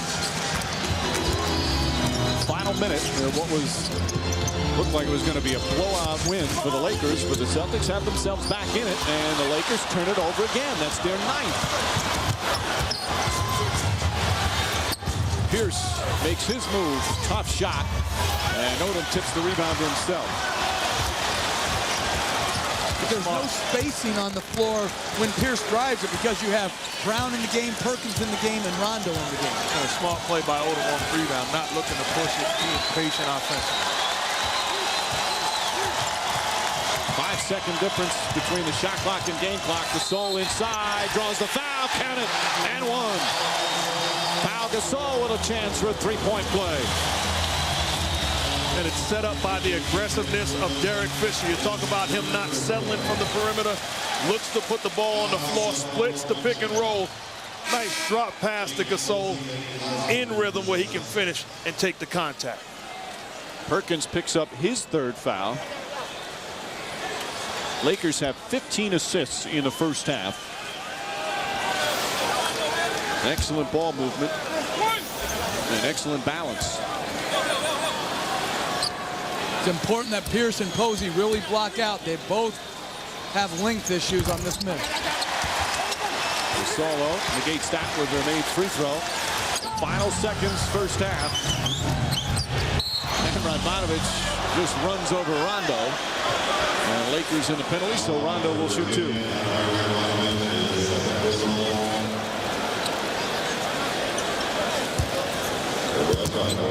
Phil Jackson's team got off to that great start. Kevin Garnett and the Celtics back on their heels. None of them busting out. But what looked like it was going to be a blowout, at least they sliced some off the lead. Give them some thought as they go into the locker room, and Rondo misses a free throw. You're the Celtics. The concern right now with 5.2 seconds to go. If the Lakers get the basketball, that's plenty of time to get a good look, and that's why Jackson inserts Jordan Farmer into the ballgame. Rondo again sprained the ankle, started the game, was ineffective. I think more of his ineffective play than the ankle problem took him out. Goes 1 of 2 from the line. Plenty of time to get off the shot. Lakers trying to make it difficult on Farmar. Farmar at the buzzer, banks it in. Count the basket. It's a two-pointer. And the Lakers finish in style from Jordan Farmar. The officials have to review it as the basket was scored with 0-0-0 on the clock. But it looked like no question Farmar's two-pointer left his hand before the buzzer. Oh, wait a minute. He was in a three. He was beyond the three-point mark, and they'll look at that, and it's a three. They change it. So good job by the officials in checking it. And Farmar with a three-pointer. Initially ruled at 2. As the Lakers lead back up to 17. Let's go to Michelle. Thank you. With Lamar Odom, what a night, what a start for you. Why is tonight going so much better than the first 3 games for you? Focus, on the court, no foul trouble. It's allowing me to stay on the court and make plays, and I just blocked it all out and just try to prepare myself for the moment, which is tonight. To be out there and to be scoring in waves like this against this team, what does it feel like for you guys? Well, I mean, for me personally, it was a little embarrassing because they've been leaving me the whole series, and I haven't been making them pay. But it's a tribute to our defense whenever we score the ball like this. Thanks, Lamar. No problem. Mike? Well, Michelle, he said it's hard to help from the bench. He spent a lot of time on the bench in foul problems. Not the case here in the first half tonight. T-Mobile halftime report coming up with Stuart John, Michael Wilbon, and special guest James Worthy. We'll look at the first half and take a little journey with Phil Jackson. All coming up on the T-Mobile halftime report. Lakers trying to even up this NBA Finals at 2 games apiece. Came out like gangbusters. Went up by as many as 24. Celtics came back, cut it to 12 at one point, but there's still some frustration. Halftime here at Game 4. Lakers by 18.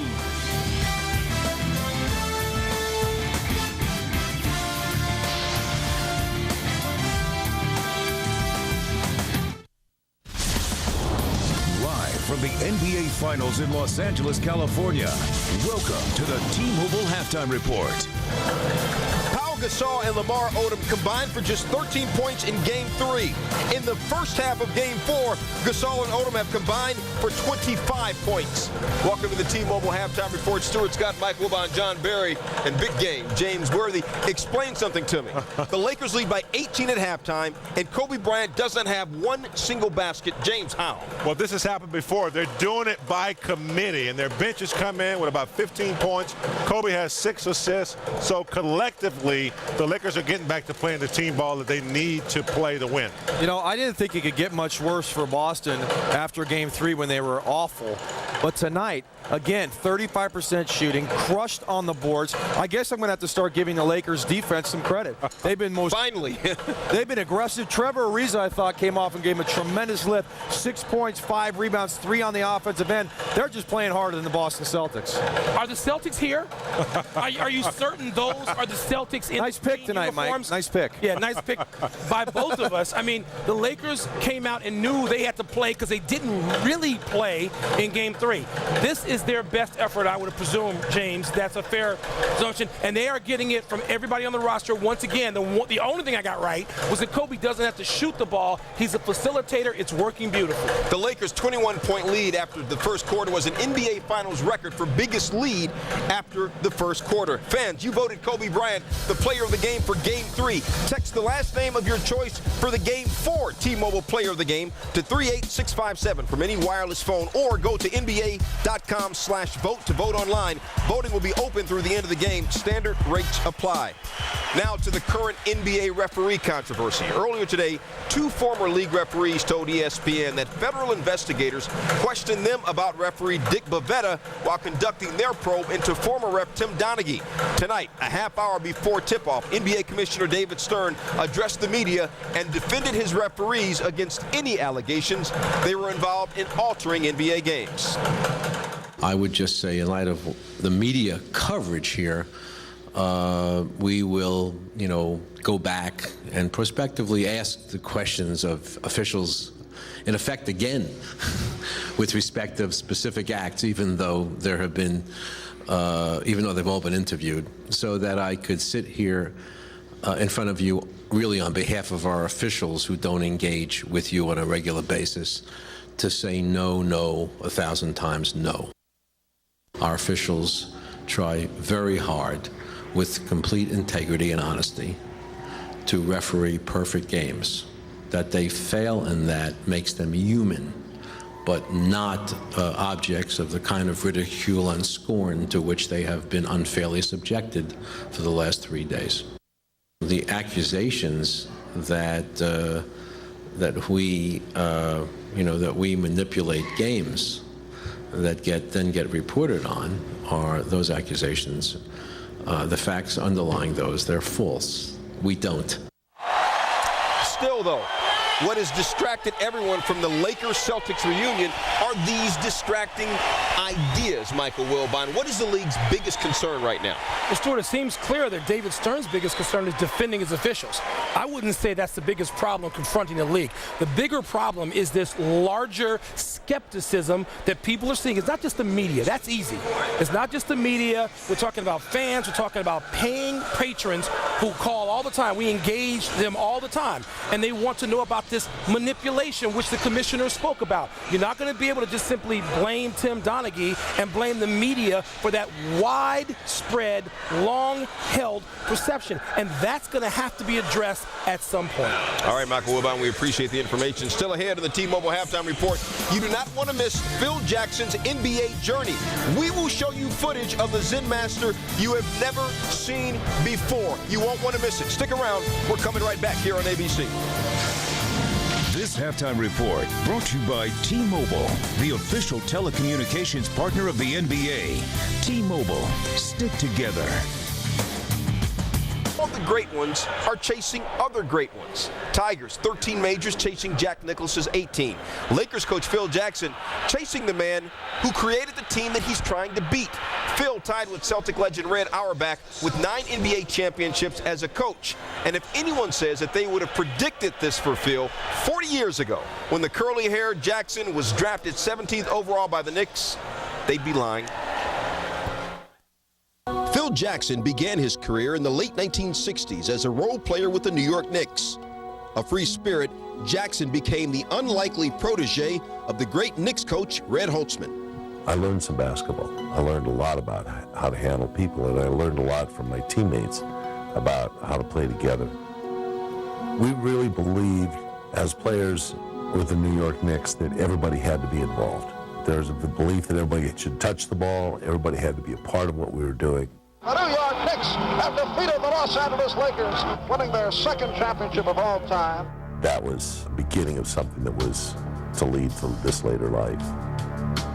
It's a journey that begins with a single step. It's a 1,000-mile journey. You've got to remember that each game is that step that you take along the way, as is each practice. It's that law of the jungle, a poem that Rudyard Kipling wrote. Simply that the strength of the wolf is the pack. Is that we don't stand as individuals in this game. This is a team game. And that the stronger the bond is between players, that's where the strength becomes. And the wolf has to rely on the pack to fulfill what it's going to do. That's really basketball. The Chicago Bulls have 3 straight NBA championships. Phil was just a fascinating person who was willing to kind of try anything to motivate the team, to keep us interested. It's been pretty well documented. He would have these meditation sessions. He has his whole Zen thing that he has a belief in. Once everybody's connected, then the picture is beautiful and the bond is stronger. Oh my God, that was beautiful. Although he's already won 9 championships, a lot of people think he has done his best job this season. I think he's a little bit tough for the net. We didn't rise to that challenge until late in the ballgame. You guys have to be a little bit more physical and be able to take that abuse. As Jackson has patiently molded a championship caliber team. And they can prove it, and they show it. By just putting them out there and letting them survive. Everybody touching it. Vujacic a 3. Bang! A thing of beauty. But it's a certain sense of satisfaction in seeing what you envision happen for these young men. Some people may not understand his methods, but if you've played for him, you understand him completely and you know what he's about. I mean, he's just absolutely brilliant at bringing a group together to accomplish one common goal. Now, this is the law of the jungle, as old and as true as the sky. And the wolf that keeps it shall prosper. The wolf that doesn't shall die. This law runs forward and back, that the strength of the pack is the wolf, and the strength of the wolf is the pack. Here's a look at the 2 winningest head coaches in NBA history. Red coached 3 more seasons. Phil has a better win percentage in the regular season and playoffs, each with 9 NBA titles. And the thing about Phil Jackson, maybe more than any coach in the league, you never see him kick a chair or jump up and down screaming. He is always calm. He is always relaxed. His team with a big lead at halftime. Second half coming back. This halftime report brought to you by T-Mobile, the official telecommunications partner of the NBA. T-Mobile, stick together. The second half is next after this message and a word from our ABC stations. I got good news. Putting you in my fave 5. This is real? Yep.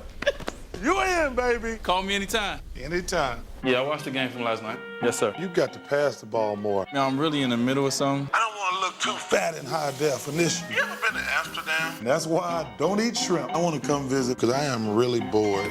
What is it, Chuck? What, Chuck? Hey, Chuck. Call me back. We got a lot to talk about. Who's in your Fave 5? My fave's from T-Mobile. Unlimited calls to your 5 favorite people. This summer, the spot to find all new real drama, and we mean real drama, is at 10 on ABC. Tuesdays, journey to places where people live shockingly way outside the lines on The Outsiders. Wednesdays, how do you catch the ones who got away? Primetime crime. Thursdays, see the summer's most passionate and talked about new hospital drama, Hopkins. And Fridays, the amazing stories that will touch your life are on 2020. For all new real drama this summer, ABC, 10/9 Central is the spot. Circuit City is the place for simply great Father's Day gifts. Right now, all Garmin GPS are on sale. Save $50 on this widescreen Nuvi 200, just $199.99. And get a free Circuit City gift card worth up to $30 with any iPod 149 and up. Get great savings on digital cameras, too. Save $20 on the 7-megapixel Canon, now only $179.99. Can't decide? Then make Dad's Day with a gift card. For simply great gifts, it's Circuit City. Simplicity guaranteed.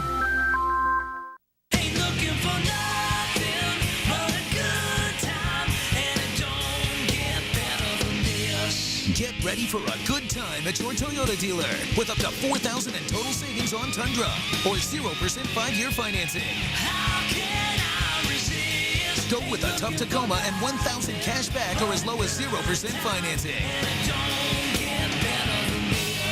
Now's a good time to get great deals at your Toyota dealer.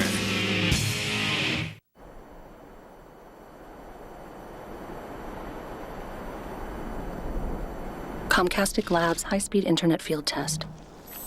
Introduction of Power Boost.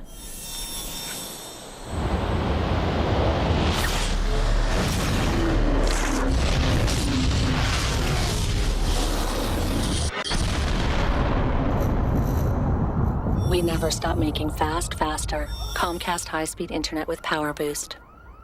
The first warning of severe weather. ABC2 works for you.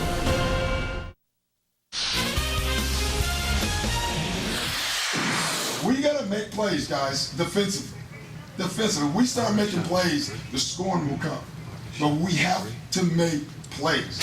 You got to go out and win this third quarter. You go out to win the third quarter. Well, Phil Jackson's Lakers certainly won the first half, especially the first quarter. They're in Game 4 of the NBA Finals. Lakers trying to even things up at 2 apiece right now. They've got an 18-point lead as we get set to start. Quarter number 3. And hello, everyone. Just a tremendous performance from the Lakers right from the start, Jeff. I mean, you look about offensive efficiency. It's just tremendous. Well, and one of the reasons is that they can pass with all 5 players. Their bigs pass as well as their perimeter players, and you saw that on display in the first half. And this is our Coors Light Cool Tracks. And here's a great example. You got Lamar Odom leading the break. He touches it to Gasol, who touches it right back to Odom. And again, you're going to see bigs passing to bigs. Bryant off the pick and roll, finds Odom at the free throw line area. Good touch pass to Gasol. Great player tracker action. And then again, Odom to Gasol off the pick and roll of Bryant.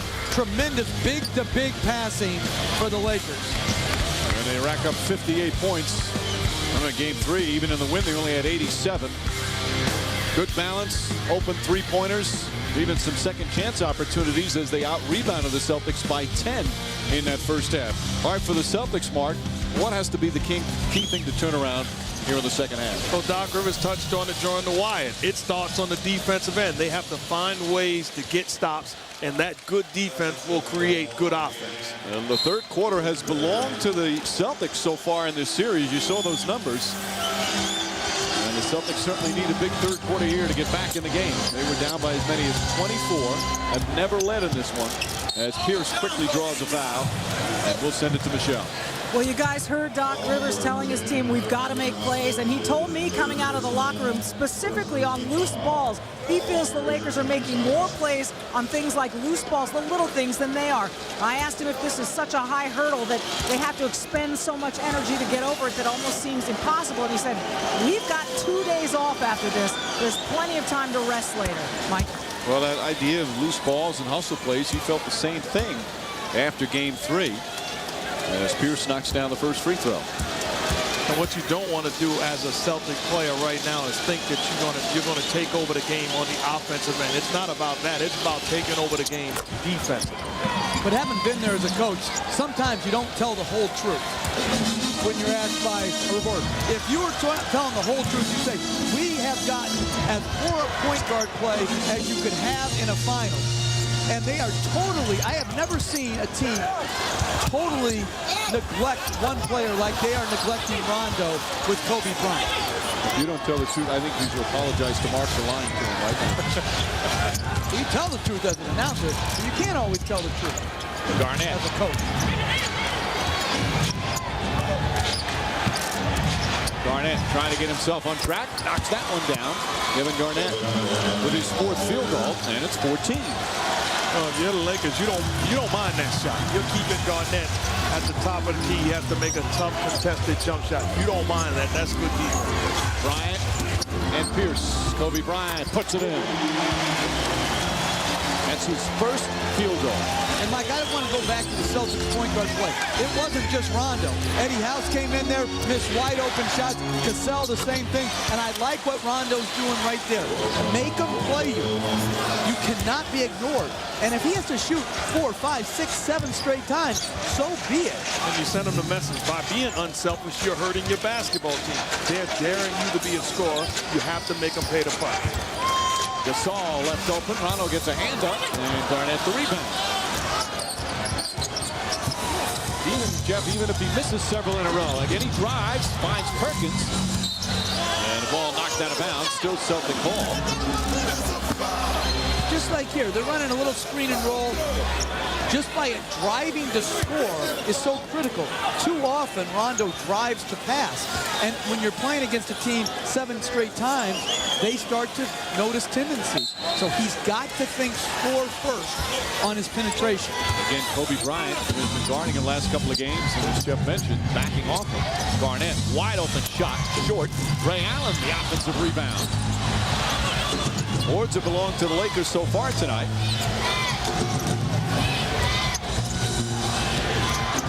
Pierce to Garnett. Garnett drives on Gasol, stops it, banks it in, and it's a 12-point game. Celtics slowly chipping away. Kevin Garnett puts so much pressure on your defense when he catches the ball on the block. Has the skills to take a turnaround jump shot and also put the ball on the floor. Fisher to Bryant. Back out, Odom. He's not a three-point shooter. Drives to the basket, draws the foul. And Perkins is hurt. He's holding his left shoulder. Perkins quickly walks over to the Celtic bench. That's 4 on Perkins, but this right now, the injury more important. Eddie Lacerte, the head athletic trainer, attending to him. He's in some pain. He's a tough kid, too. There's Brian McKean, the doctor. And right away, he grabbed it. He's going back to the locker room.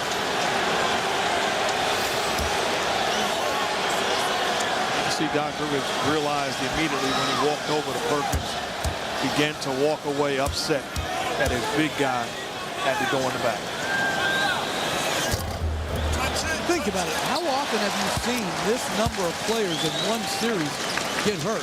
Pierce, Rondo, Perkins' and now second injury. He had that ankle injury earlier, and now the shoulder.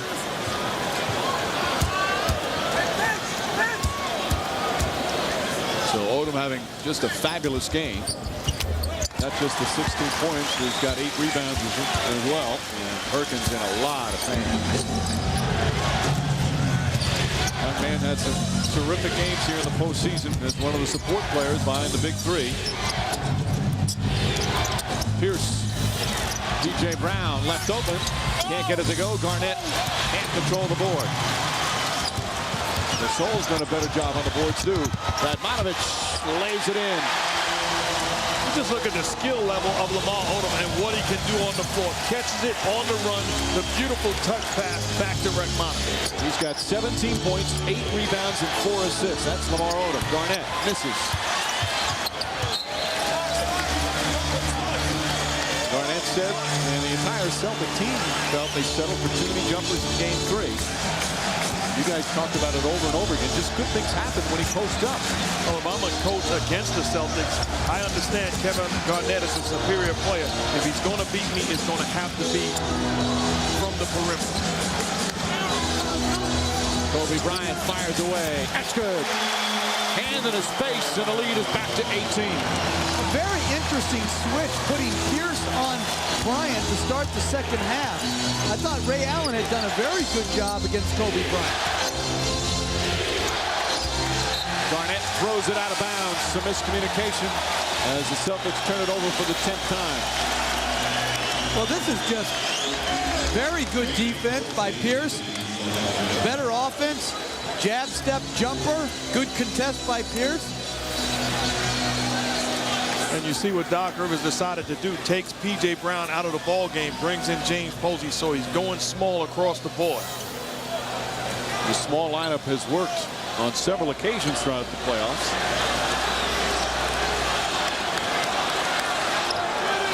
but it's also a lineup born out of desperation, too. This is not how they normally play, but when you're down 18, what you're trying to do is capture some energy, stretch the floor with more three-point shooting, hopefully have more speed for some transition opportunities.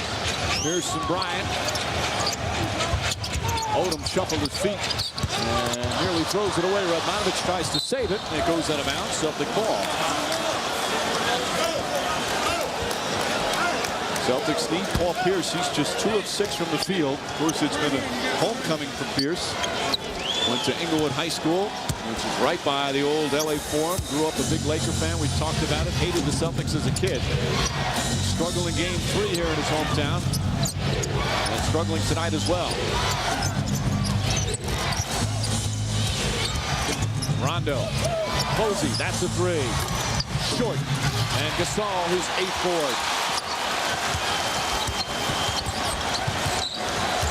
Just over 4 minutes gone by here in the third. Lakers have led the entire game by a comfortable margin. Radmanovic. Shot clock at 7. Bryant lifts up. Odom tips the rebound to himself. Poked away by Rondo.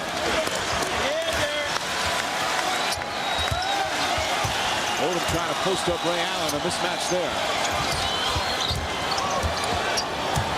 Kobe Bryant finding Gasol. Fisher. Nice fake. 2-pointer. Lead is back to 20. Timeout. Celtics.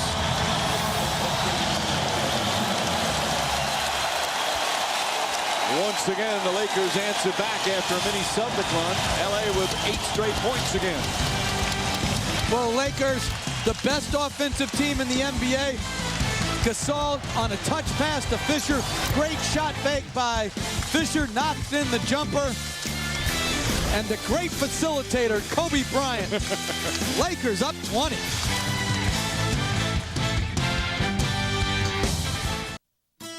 NBA cares about the community. Yesterday, continuing a finals tradition, the NBA, Toyota, and the Lakers teamed up to dedicate a new reading and learning center at the Boys and Girls Club of Santa Monica. Commissioner David Stern on hand. A technology lab with brand new laptop computers. A library complete with Lakers memorabilia. Lots of new books, carpeting, furniture. The center provides for so many local kids with a safe environment for many years to come.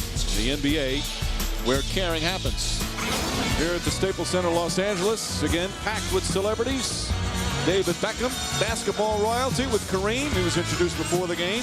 Diane Cannon, of course, longtime season ticket holder, saw so many of Magic's games. Recently retired champ Floyd Mayweather Jr. Flea, I'm told, from the Red Hot Chili Peppers. Of course, we heard from Will Smith and his wife sitting courtside. And, of course, NBA fan Jack Nicholson. You know what? The report is Pierce drives down, banks it in. A report in today's LA Times said on StubHub there were courtside seats being sold for $22,000 each. 2 of them. $22,000. That means the Smiths had to pay $44 grand to come tonight? Will Smith? We don't know if they're the ones that bought those. Did it take you that long to figure out 22,000 plus 22,000? I was caught. House the rebound. Just like a hesitation dribble gives you time to make a decision, so too in math. Garnett takes it back out. Ray Allen. Allen finding an open James Posey for 3. In and out. That one halfway down before Gasol with his 9th rebound. But again, with Eddie House on the floor, they're going to be able to spread the floor more than with Rondo on the floor. Nice give and go. Radmanovic got hit. Shot won't go, but he'll go to the line. And this is what makes the Lakers so dangerous on the offensive end. Everybody can catch, everybody can make a play, and most importantly, everybody can pass the basketball.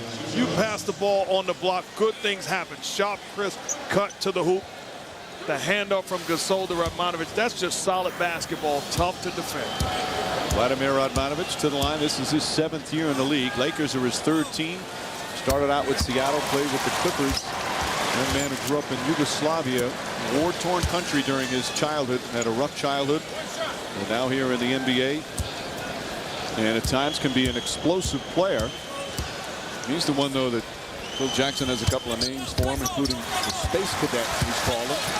Tends to get out there sometime. I remember watching him in a World Championship game years ago playing for Yugoslavia. His coach got into an argument with him at halftime, kicked him off the team, and he sat in the stands in his uniform for the second half. Pierce to the basket, banks it in. And 70-52. You know, that happened to me in high school. This kid, Buddy Lester, Rockwood High School, he just took off at halftime and went and sat in the stands. It was so weird. I can just imagine in a game like that. Were you coaching or were you a teammate, Brad? No, I was a teammate. He wasn't getting time or touches. Hey, it happens at every level. How about he does that and then you give Buddy Lester a shout out. Eddie House for three. That's good. So 5 quick points by the Celtics. It's back to 15. But see, that's how you're going to create better shots. But they need Rondo's strengths. You know, the Celtics would be great if they could play House at the offensive end and Rondo at the defensive end, like Iowa girls basketball. Ryan has it as we come up on 5 minutes remaining here in the third. Pierce guarding him. Turnaround shot. Block. Pierce. Excellent defensive play. And then the outlet. Here comes Ray Allen up for the layup and a hard foul from Fisher. Hard but clean. And Allen will shoot two. I really like the way that Paul Pierce has come out to play. Offensively, looking to put the ball on the floor, be aggressive, and then defensively. Guarding Kobe Bryant, help doesn't come, forces him to spin baseline, contest, and then the outlet pass, putting Ray Allen in position for transition, gets fouled. And I mentioned earlier why the change. Maybe that's why the change was made, so they didn't have to double Kobe Bryant in the post like they do when Ray Allen's guarding him. And if that's the case, being able to stay at home more and make him a jump shooter in the post, that's a good switch by Doc Rivers. Meanwhile, he's still without Kendrick Perkins. Let's get an update from Michelle. Well, and outside the Celtics locker room, Mike, and Kendrick Perkins is still inside. He may return to this game. He's got a left shoulder strain. That's what they're calling it right now, but he's undergoing some further evaluation by team Dr. Brian McKeon. They say he may return, so we'll keep an eye on it, Mike. All right, Michelle, thank you. 7 straight points, though, for Boston right now. Every time they get to within 12 or 13, Lakers go on another run. Good aggressive defense that time, almost a steal. Bryant, alley-oop to Gasol. A broken play turns into a dunk for the Lakers. Outstanding read by Kobe Bryant, recognizing he had enough time, went up to shoot, and found Gasol. 7th assist of the game for Kobe Bryant. He has as many assists as points. Garnett doubled. Posey wide open for three. Won't go. From three-point range, they're 5 for 18. But those are good looks. They're just going to have to make them. Lamar Odom lost it out of bounds. They say last touch by Posey. I think if you're Lamar Odom, you have to recognize there's 4 smalls on the floor for the Celtics. You're being defended by James Posey. Find a way to get into the paint and make plays towards the basket. Posey pokes it away. Thank you.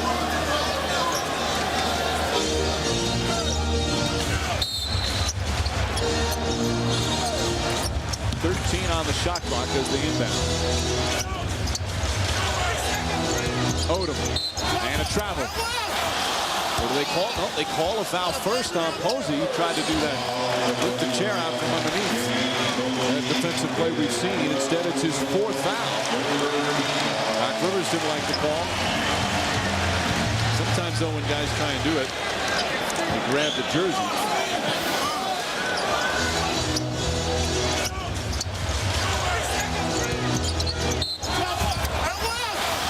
Not a lot there. I think prior to the catch, grabbed the jersey, but that looked like a clean defensive play by Posey. Odom kicks it out. Fisher for three.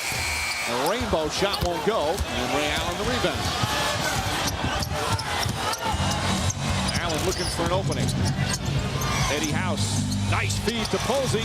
And the layup. Pretty pass from Eddie House. And it's back to 13 again.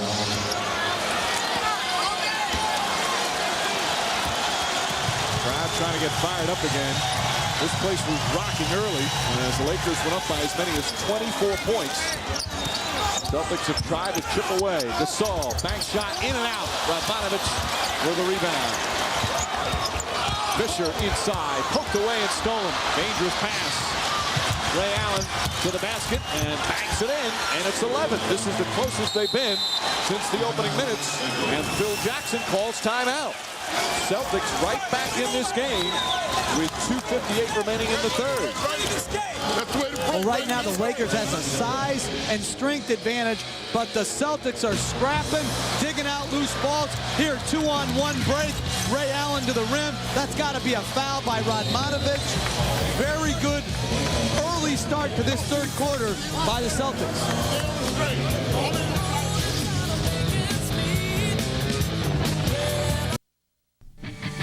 The NBA Finals on ABC.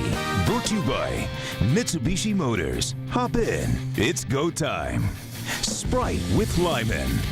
And Universal Pictures Hellboy 2. Believe it or not, he's the good guy. In theaters July 11th. Rated PG-13. Welcome back to Los Angeles here at the Staples Center. Game 4 of the NBA Finals. Celtics lead it 2-1. Well, boy, do they come out with a flourish here to start. 35-14 after one. Of course, game 1, Paul Pierce was terrific after coming back from the knee injury. He had 22 points. Celtics took the opener. Pierce was magnificent again in game 2. Got some help from Leon Poe. And Boston held serve with the first 2 games at the New Garden. And Kobe Bryant with a 36-point performance. Got some help from Sasha Vujacic. And the Lakers get on the board in the finals. Here in game 4, they've led by as many as 24 points in the first half. The Celtics now have cut it to 11. Closest they've been since about midway through the first. Bryant the runner. Shot won't go. Rebound fought for and taken by Garnett. As the Celtics slowly have chipped away at the lead. Eddie House out there. The lone bench player, actually Posey as well, with the big 3, Pierce, Garnett, and Allen. And an offensive foul is called on Garnett on a moving screen. That's his third. You talk about the end of the last game when Vujacic made the point that Garnett had a bunch of illegal screens. Obviously, the back screen does not allow Ariza to room to defend.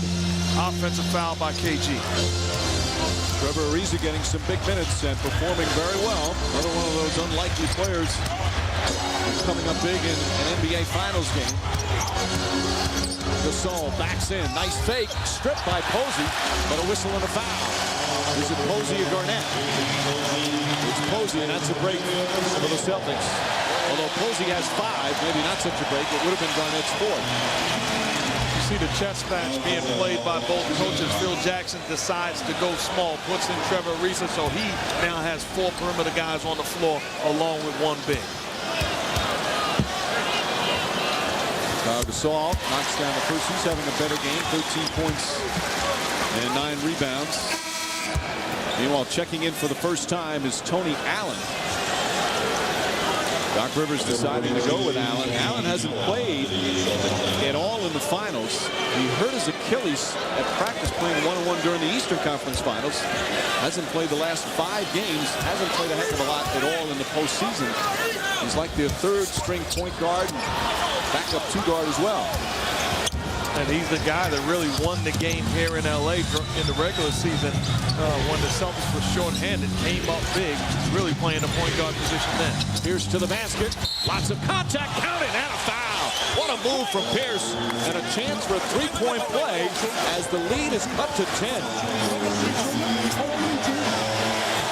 Everything good happens when you get the ball into the paint. Here, Ariza just bodying up.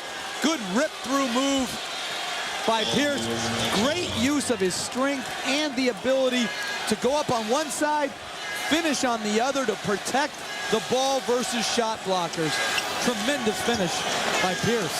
And bad defense by Ariza. The help was toward the middle of the floor. No one was at home on the weak side, allowed him to go baseline uncontested. Pierce, 8 of his 14 have come here in the third. And for the first time since very early in this game, in the opening minutes, the Celtics have it to single digits. A 14-3 run, and it's a 9-point game with still a whole quarter to play.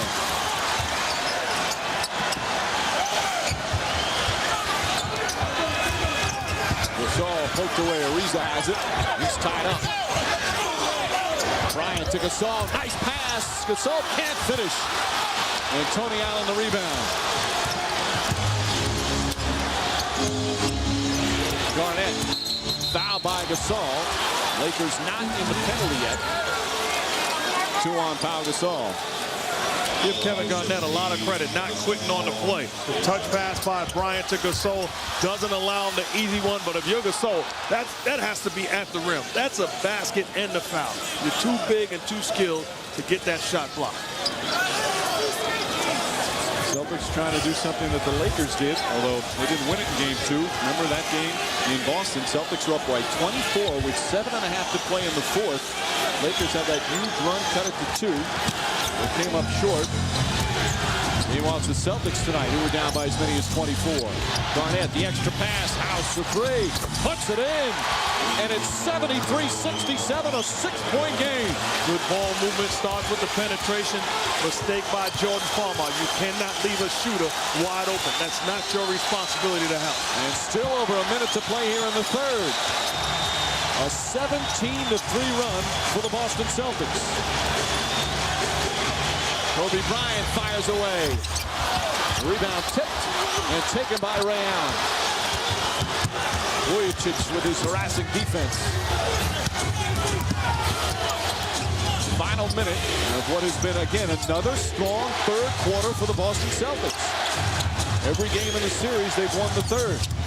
Ray Allen to the basket, and he's fouled on the pass. But he'll shoot free throws as the Lakers in the penalty. Not to belabor the point, but when you put 5 guys who can shoot on the floor, everyone's got more opportunities. There, as Mark said, a mistake by Farmar starting to rotate up, which left House open. But it's because House can spread the floor to the 3-point line. That's what opens up passing angles. You see the third quarter score tonight.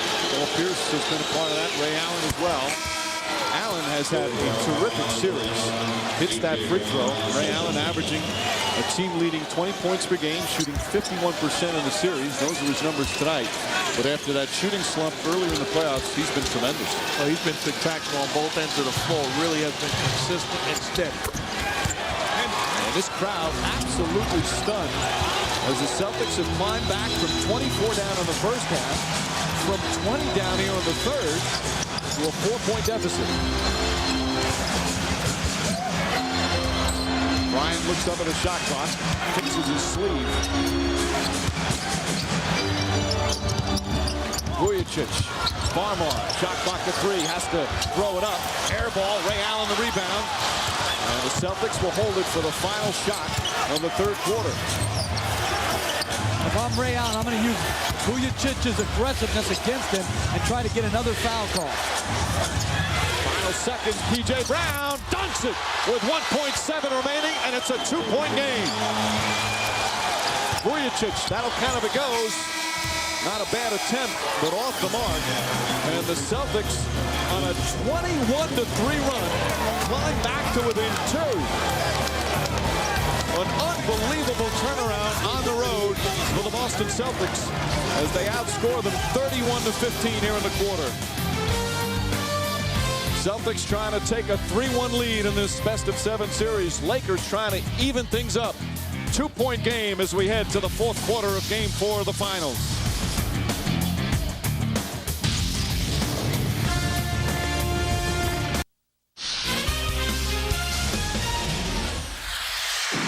We got to compete if we want to win. We can't pout and mope. We got to compete, all right? Let's go.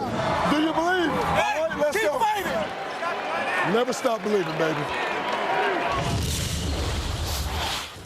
Back in Los Angeles, a huge third quarter run by the Celtics, and that leaves the Lakers up by 2. How did Boston get back in this thing? I don't know. How'd they do it? You're supposed to know, not me. Well, momentum's a strange girl. She really jumped on the other side of the ship. And, you know, we just did things down there offensively that would put us in bad situations. So they got transition game going and their half-court game going. Paul Pierce, a lot of effort in that half. What does momentum do now? What do you do to try to get it back on your side? It'll come back. We'll be all right. Thank you, Phil. Mike? Well, he always seems poised as his team was up by 24 in the first half. Justin Timberlake trying to root them on, but Kevin Garnett and the Celtics never say die attitude. Tell you what, we know what we have in Phil Jackson, but Doc Rivers has done an outstanding job of coaching his team and not panicking, and they really have taken his attitude and approach. Pierce on Bryant. Shot clock down to 6. There's the double. Bryant lobs it in. Ronny Turiaf hammered by P.J. Brown, and he'll shoot 2. Some important bench players out there right now for the Lakers. They've got Odom and Bryant, but then Turiaf, Farmar, and Vujicic. And Turiaf will get a chance at the line now. And we can talk about Paul Pierce looking to attack offensively in that third quarter, but I thought just as important was the job he did on Kobe Bryant defensively in that entire quarter, limiting the amount of help needed, contested and contain the best player in the world. And because the Lakers were up by so many points, Kobe Bryant, we haven't talked so much about his lack of scoring.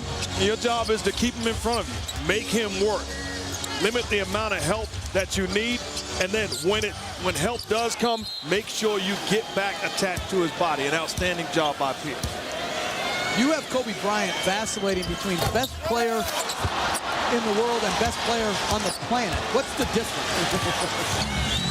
Just like to use different words. Exactly. Turiaf misses both free throws. Bryant's just 2 for 11 from the field. Pierce jump shot.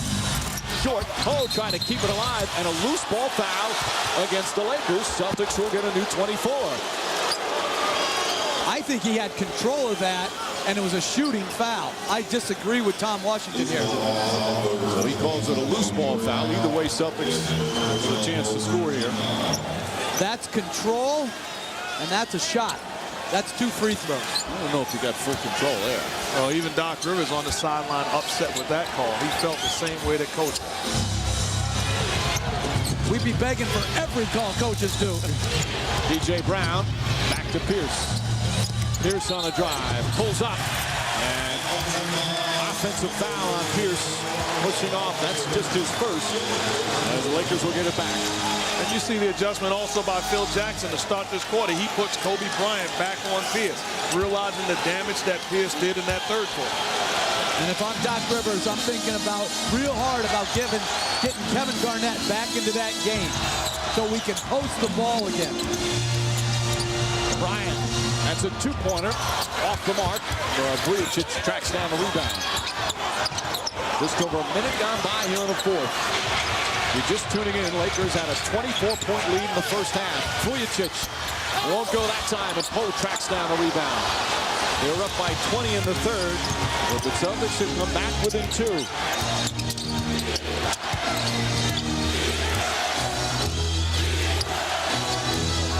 Ray Allen on the drive, finds Eddie House for a 2-pointer. Too strong. P.J. Brown tracks down the rebound. And he'll reset. And a foul on Vujicic, over-aggressive on his defense off the ball against Ray Allen. That would be his 3rd foul, and the 2nd on the Lakers.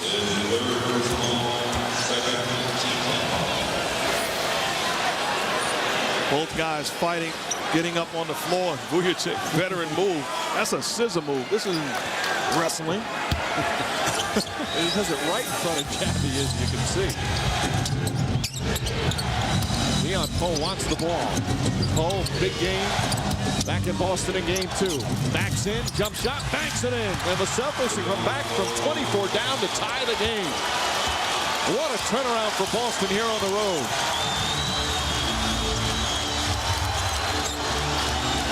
Crowd anxious now. Kobe Bryant, the runner. Short, Allen the rebound. Kobe Bryant just 2 of 13 from the field. Allen to Brown, to Poe, inside, won't go. Tip, that misses as well, and Vujicic the rebound. Lakers have led this entire game. Kobe Bryant up and under. Oh, what a sensational move. Just his 3rd field goal, but it puts them back up by 2. And we are watching some of the best defense on the floor so far by Pierce and Bryant, competing against each other on both ends. Pierce doubled. Eddie House. Back to Pierce. Shot clock at 5. Pierce on the drive. Tough shot of the hand in his face. He puts it in. And we're tied again. That's good D, but better offense. You're talking about two superior offensive guys finding a way to will the basketball in. One of the young Lakers out on the floor here at crunch time of game 4 of the finals. And a blocking foul on Pierce. His second and the team's second. Two heavyweight players battling here in game 4 of the NBA Finals. Well, Bryant has struggled all night, but here in transition, pick and roll mistake by the Celtics. Bryant, head of steam, gets all the way to the rim, and then as the shot clock is winding down, Pierce, an excellent individual offensive move. The pull-up jumper against a good contest by Bryant. And Kevin Garnett said, that's nasty.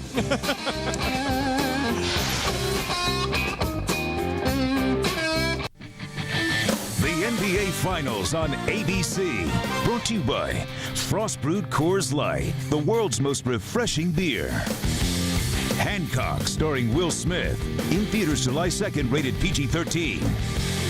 And Volkswagen. Meet Tiguan. Volkswagen's first compact SUV is now in America. Aerial coverage brought to you by Goodyear. Get there on Comfort Tread technology. Staples Center, game 4 of the NBA Finals between the Celtics and the Lakers.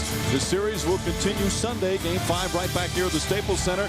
And then if necessary, returns to Boston for game 6 on Tuesday, game 7 Thursday. The game's all on ABC. Tip-off shortly after 9 Eastern.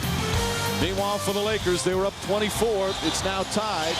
And no team in NBA Finals history has ever come back to win the championship after falling behind 3-1 in the series. As the Celtics win tonight, they'll be up 3-1. And right now, the Lakers have lost their rhythm. 3 on the shot clock. Odom way off, and Eddie House the rebound. This crowd has become very quiet. He's so nervous right now. Garnett, single coverage Odom. Here comes the help. Garnett spins away. Shot won't go. And Farmar the rebound. And we're witnessing outstanding defense on both ends of the floor. That was solid D by Odom on one end, contesting and keeping Kevin Garnett in front of him, forcing him to take a tough. Bryant looking. 2-pointer. It's good. Lakers back up by 2. We talk about it all the time. Nobody closes a game better than Kobe Bryant. He's been off most of the night. And that doesn't matter come fourth quarter time. Eddie House, a jump shot. And Farmar, the rebound.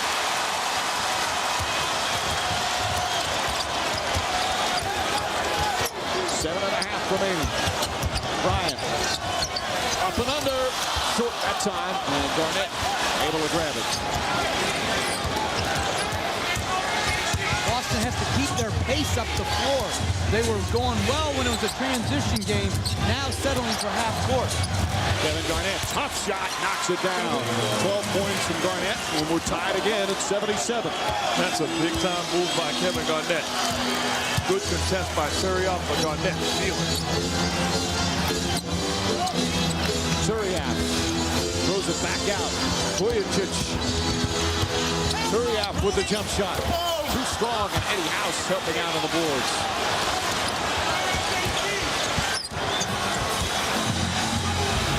Paul Pierce, after a struggle in the first half, getting it going a bit here in the second half. Garnett finds P.J. Brown. Brown puts it up. Shot won't go. Vujacic the rebound.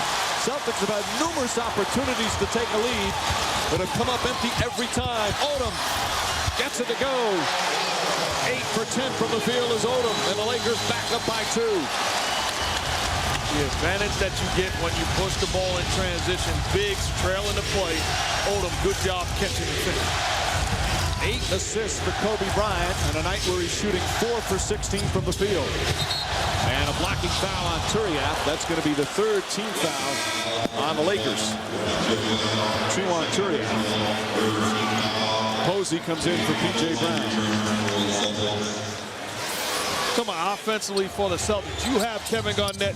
Use him properly. They put him on the block. His ability to have length and separate himself, a big-time post-up play.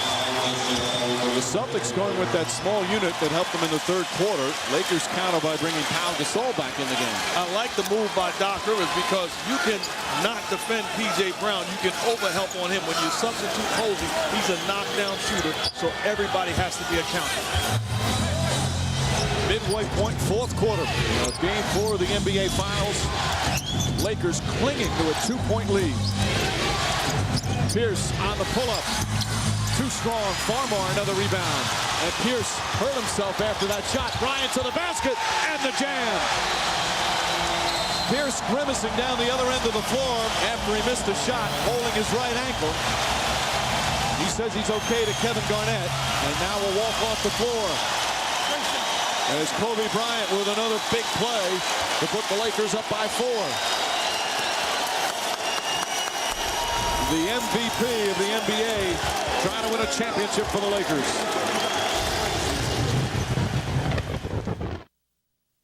There are heroes.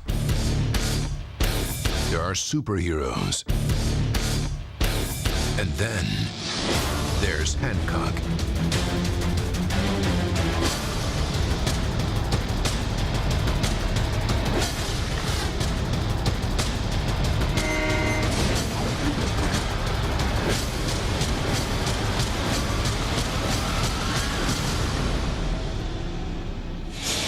Kobe Bryant trying to get the Lakers even in this series of 2 games apiece. You see his start in the fourth quarter. He had 13 points in the fourth quarter of game 2.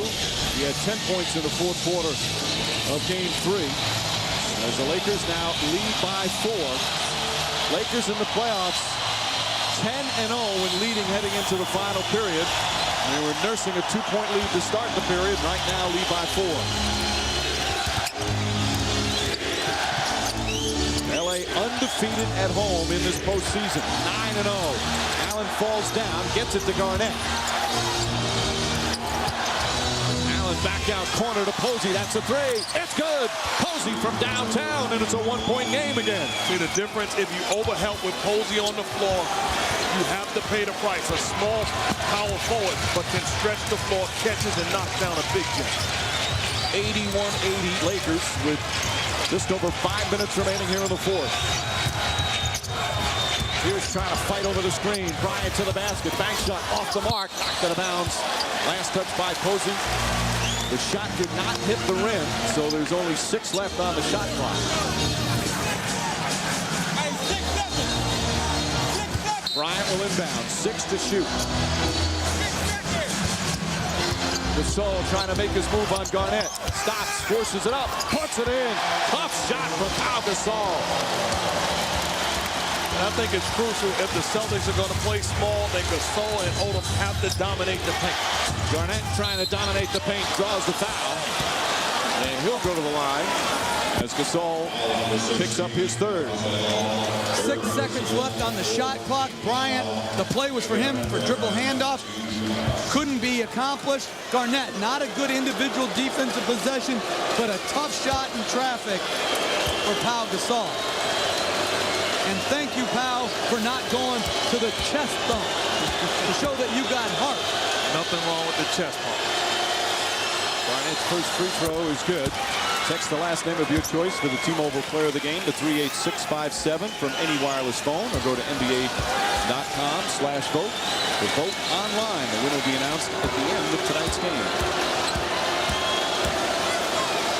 You're just tuning in. The Celtics were getting run off the floor early, trailed by 22 points in the first quarter, by 24 in the second. The lead was still 20 in the third, but they come back to tie it several times, but have yet to take the lead. As they try and take a 3-1 lead in the series, Lakers desperately trying to hold on. Odom looks up at the shot clock. He had a big start. Odom backs in, layup won't go. Pierce tips it. And the Celtics with possession again. Another chance to take the lead.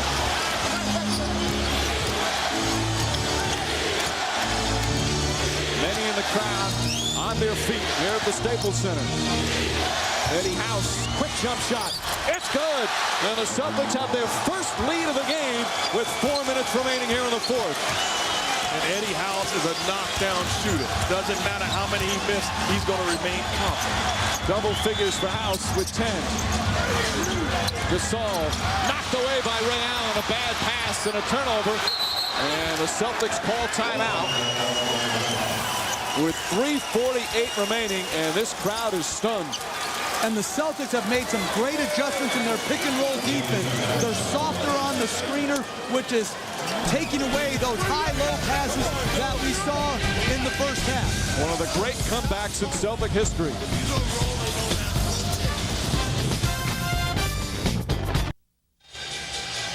ESPN's coverage of the U.S. Open Golf Championship continues Friday at 11 a.m. Eastern from the South Course at Torrey Pines in San Diego. Tiger Woods, Phil Mickelson, Adam Scott all playing in a group together in the afternoon.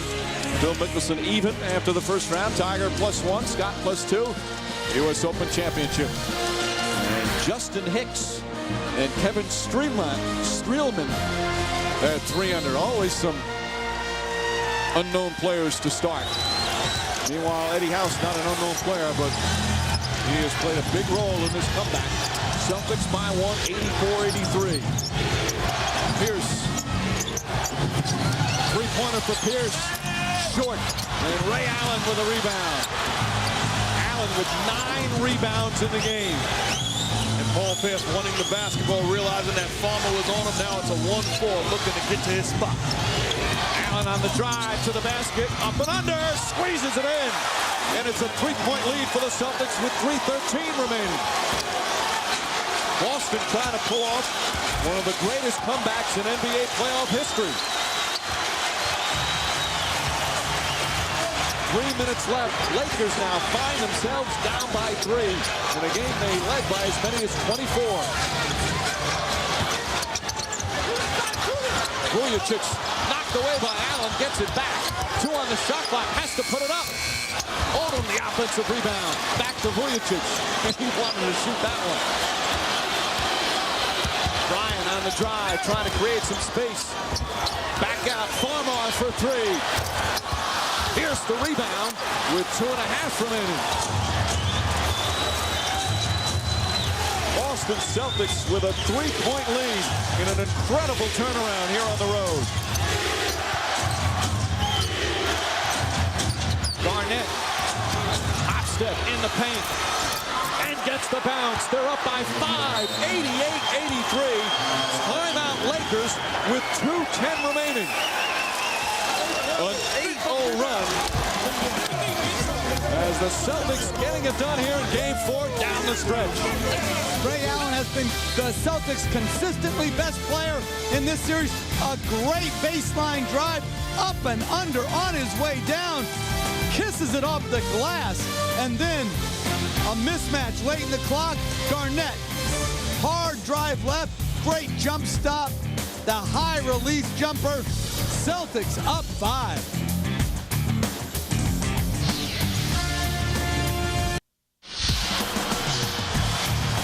.210 remaining, fourth quarter of Game 4. Celtics trying to go up 3-1 in these NBA Finals. They've overcome a 24-point first-half deficit and now lead by 5. Mark Jackson, what's the key to this? Well, the key is defensively, the Celtics got it done. You're talking about 25 points in the second half. Good job of executing defense. Foul down the other end. What do the Lakers have to do now, Jeff? Well, I like the move Phil Jackson made. Put in the unit that made the comeback in the fourth quarter in Game 2. Radmanovic at the 4 spot to spread the floor, to give Bryant the room that he needs. That time it paid dividends. He drove it to the rim, and because they couldn't help off the 4 spot, he's going to the free throw line. Pierce picking up his 3rd foul. Bryant knocks it down. Again, this would be one of the greatest comebacks in NBA playoff history. Celtics involved in the greatest. That was a game back in 2002, the Eastern Conference Finals against New Jersey. They were down 21 at home to start the fourth quarter. It was Game 3, came back and won it in a game they trailed by as many as 26. The biggest lead for the Lakers in this was 24. 3-point game, just under 2 to play. Bryant passing Pierce. Bryant pulls back as Garnett gets it back to Pierce. Pierce on the drive, draws contact. And it's Pierce who will go to the line with 1:44 remaining. And the Celtics leading by 3.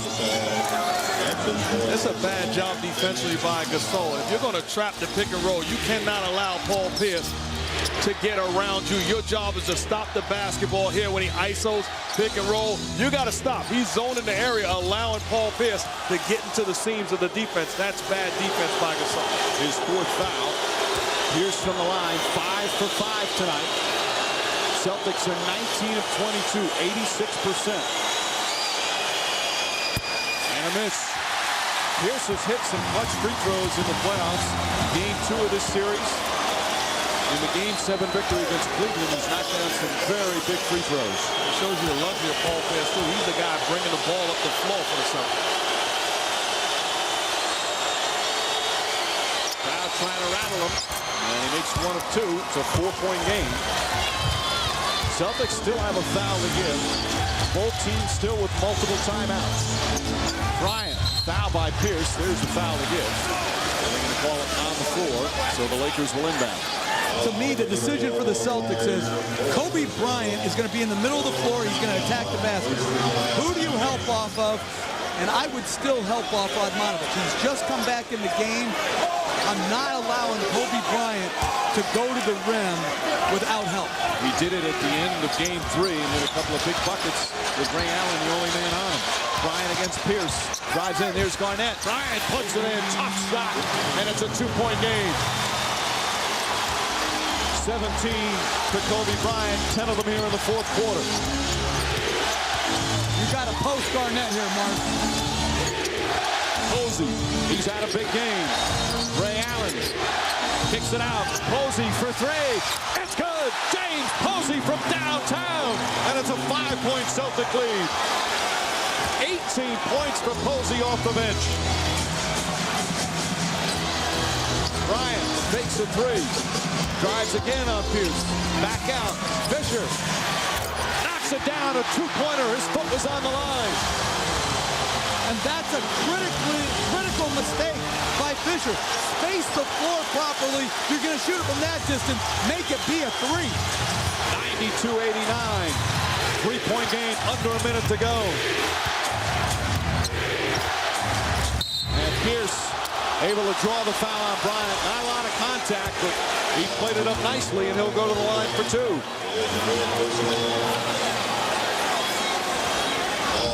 Bryant didn't like to call his 4th personal. There's the bump, but he sold it very well. Well, he did sell it. And he's not the first guy to sell a foul like that. Bottom line, though, the Celtics have made every crucial play offensively. They've taken care of the basketball and gotten high percentage looks. And a timeout called.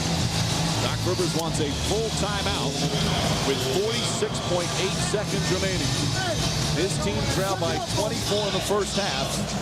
Celtics trailed by 20 with under 6 minutes to go in the 3rd quarter. Have come back and now lead it by 3 with free throws coming up 92-89. And you look at the score, guys, 89 points right now. That's after they had 58 at halftime. What a tremendous defensive performance. Well, it's one of the best in a half in finals history. This has been a stellar defensive effort. And this lineup, though, right now, where Radmanovic is spreading the floor, is going to give the Celtics trouble. But give Doc Rivers credit. At halftime, he said, guys, it's not about our offense. We've done it all season long defensively. Those guys listened to the message and found a way to get it done. Getting stops and then offensively getting good looks.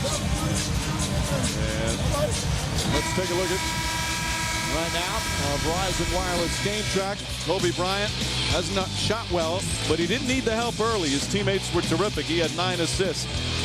And after the big lead, it started to turn in the 3rd quarter. Once again, the 3rd quarter belonged to the Celtics as they cut it to 2 heading into the 4th. And finally got their first lead of the game in that 4th quarter after trailing by as many as 24. And how about the play of James Posey? Ray Allen and the big 3 have been excellent.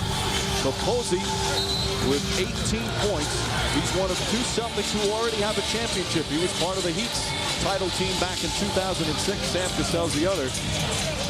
But again, another role player steps up with a huge game. What I love about it, he's a battle-tested guy on both ends of the floor, not afraid to take shots, and then a lockdown defender. Has stepped up since Perkins left the ball. Pierce now to the line, and we say it all the time. How often those games of such magnitude come down to knocking down your free throws. The Celtics can hit their free throws. They'll give themselves that needed breathing room.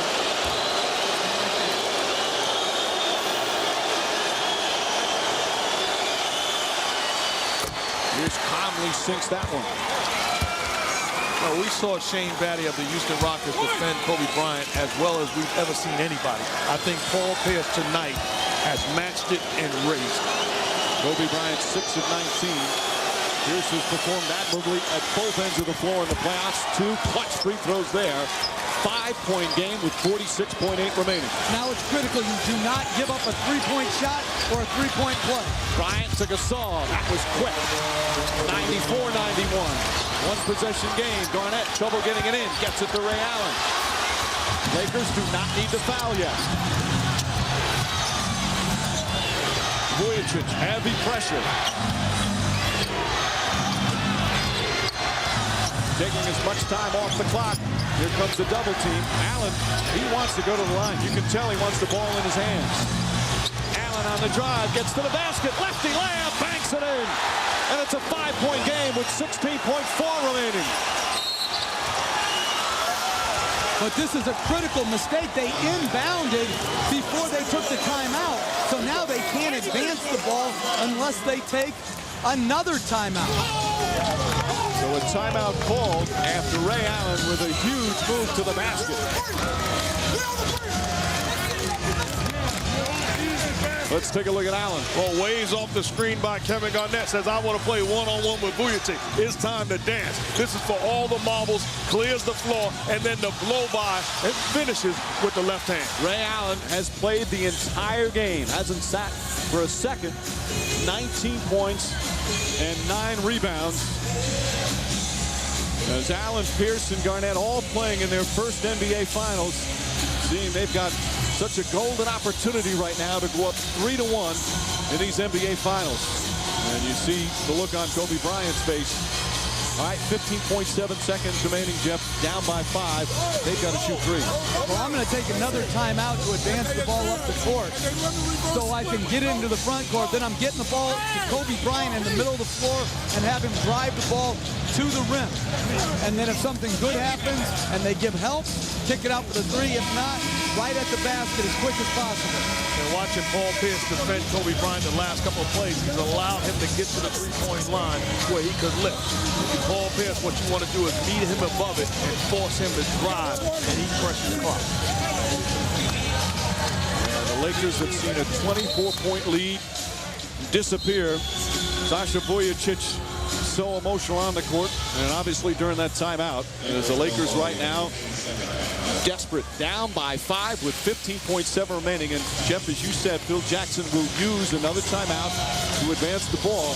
Again, the rule is if you advance the ball after gaining a defensive rebound and then call timeout, you're inbounding the ball from that spot where you call the timeout.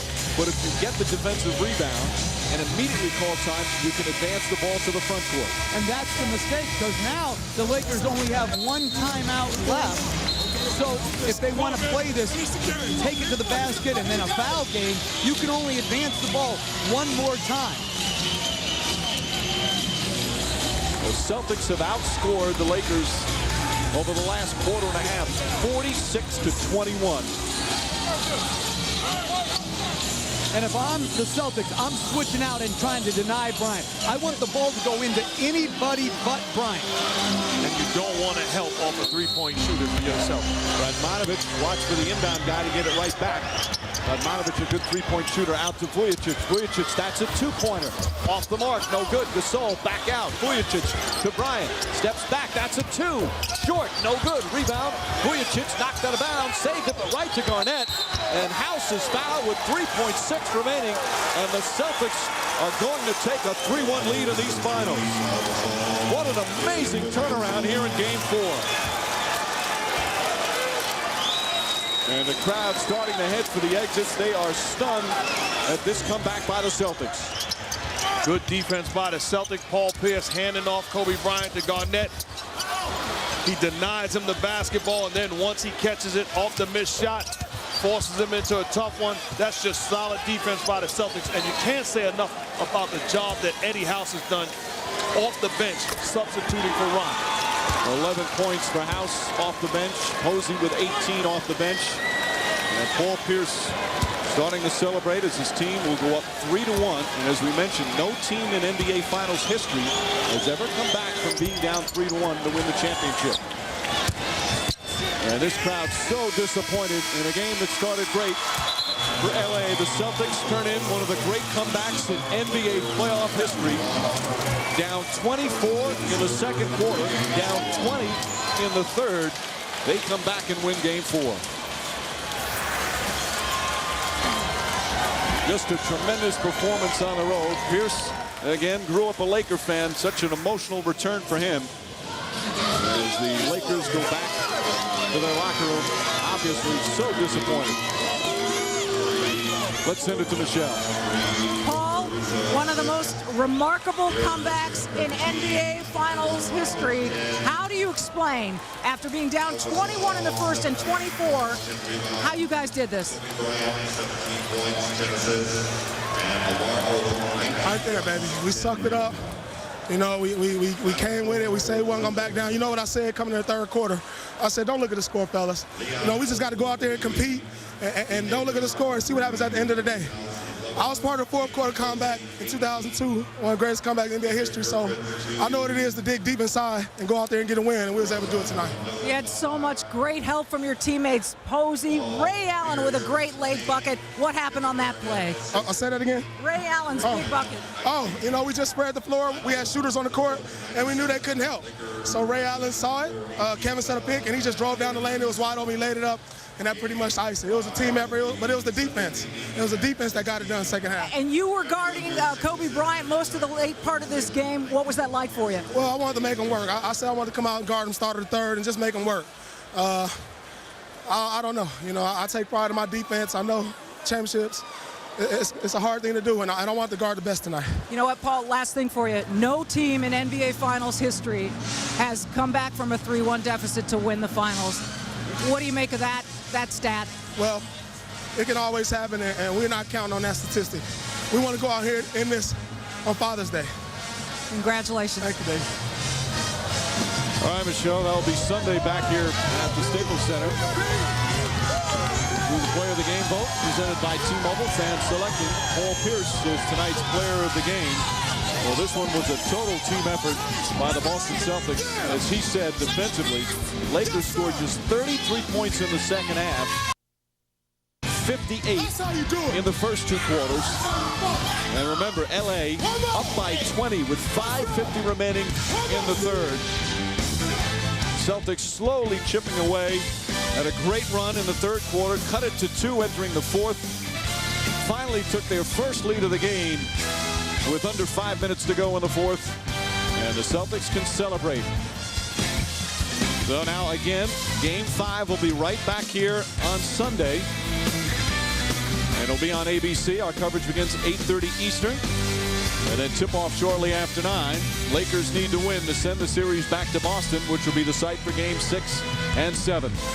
An incredible comeback, one of the best in the history of the NBA playoffs.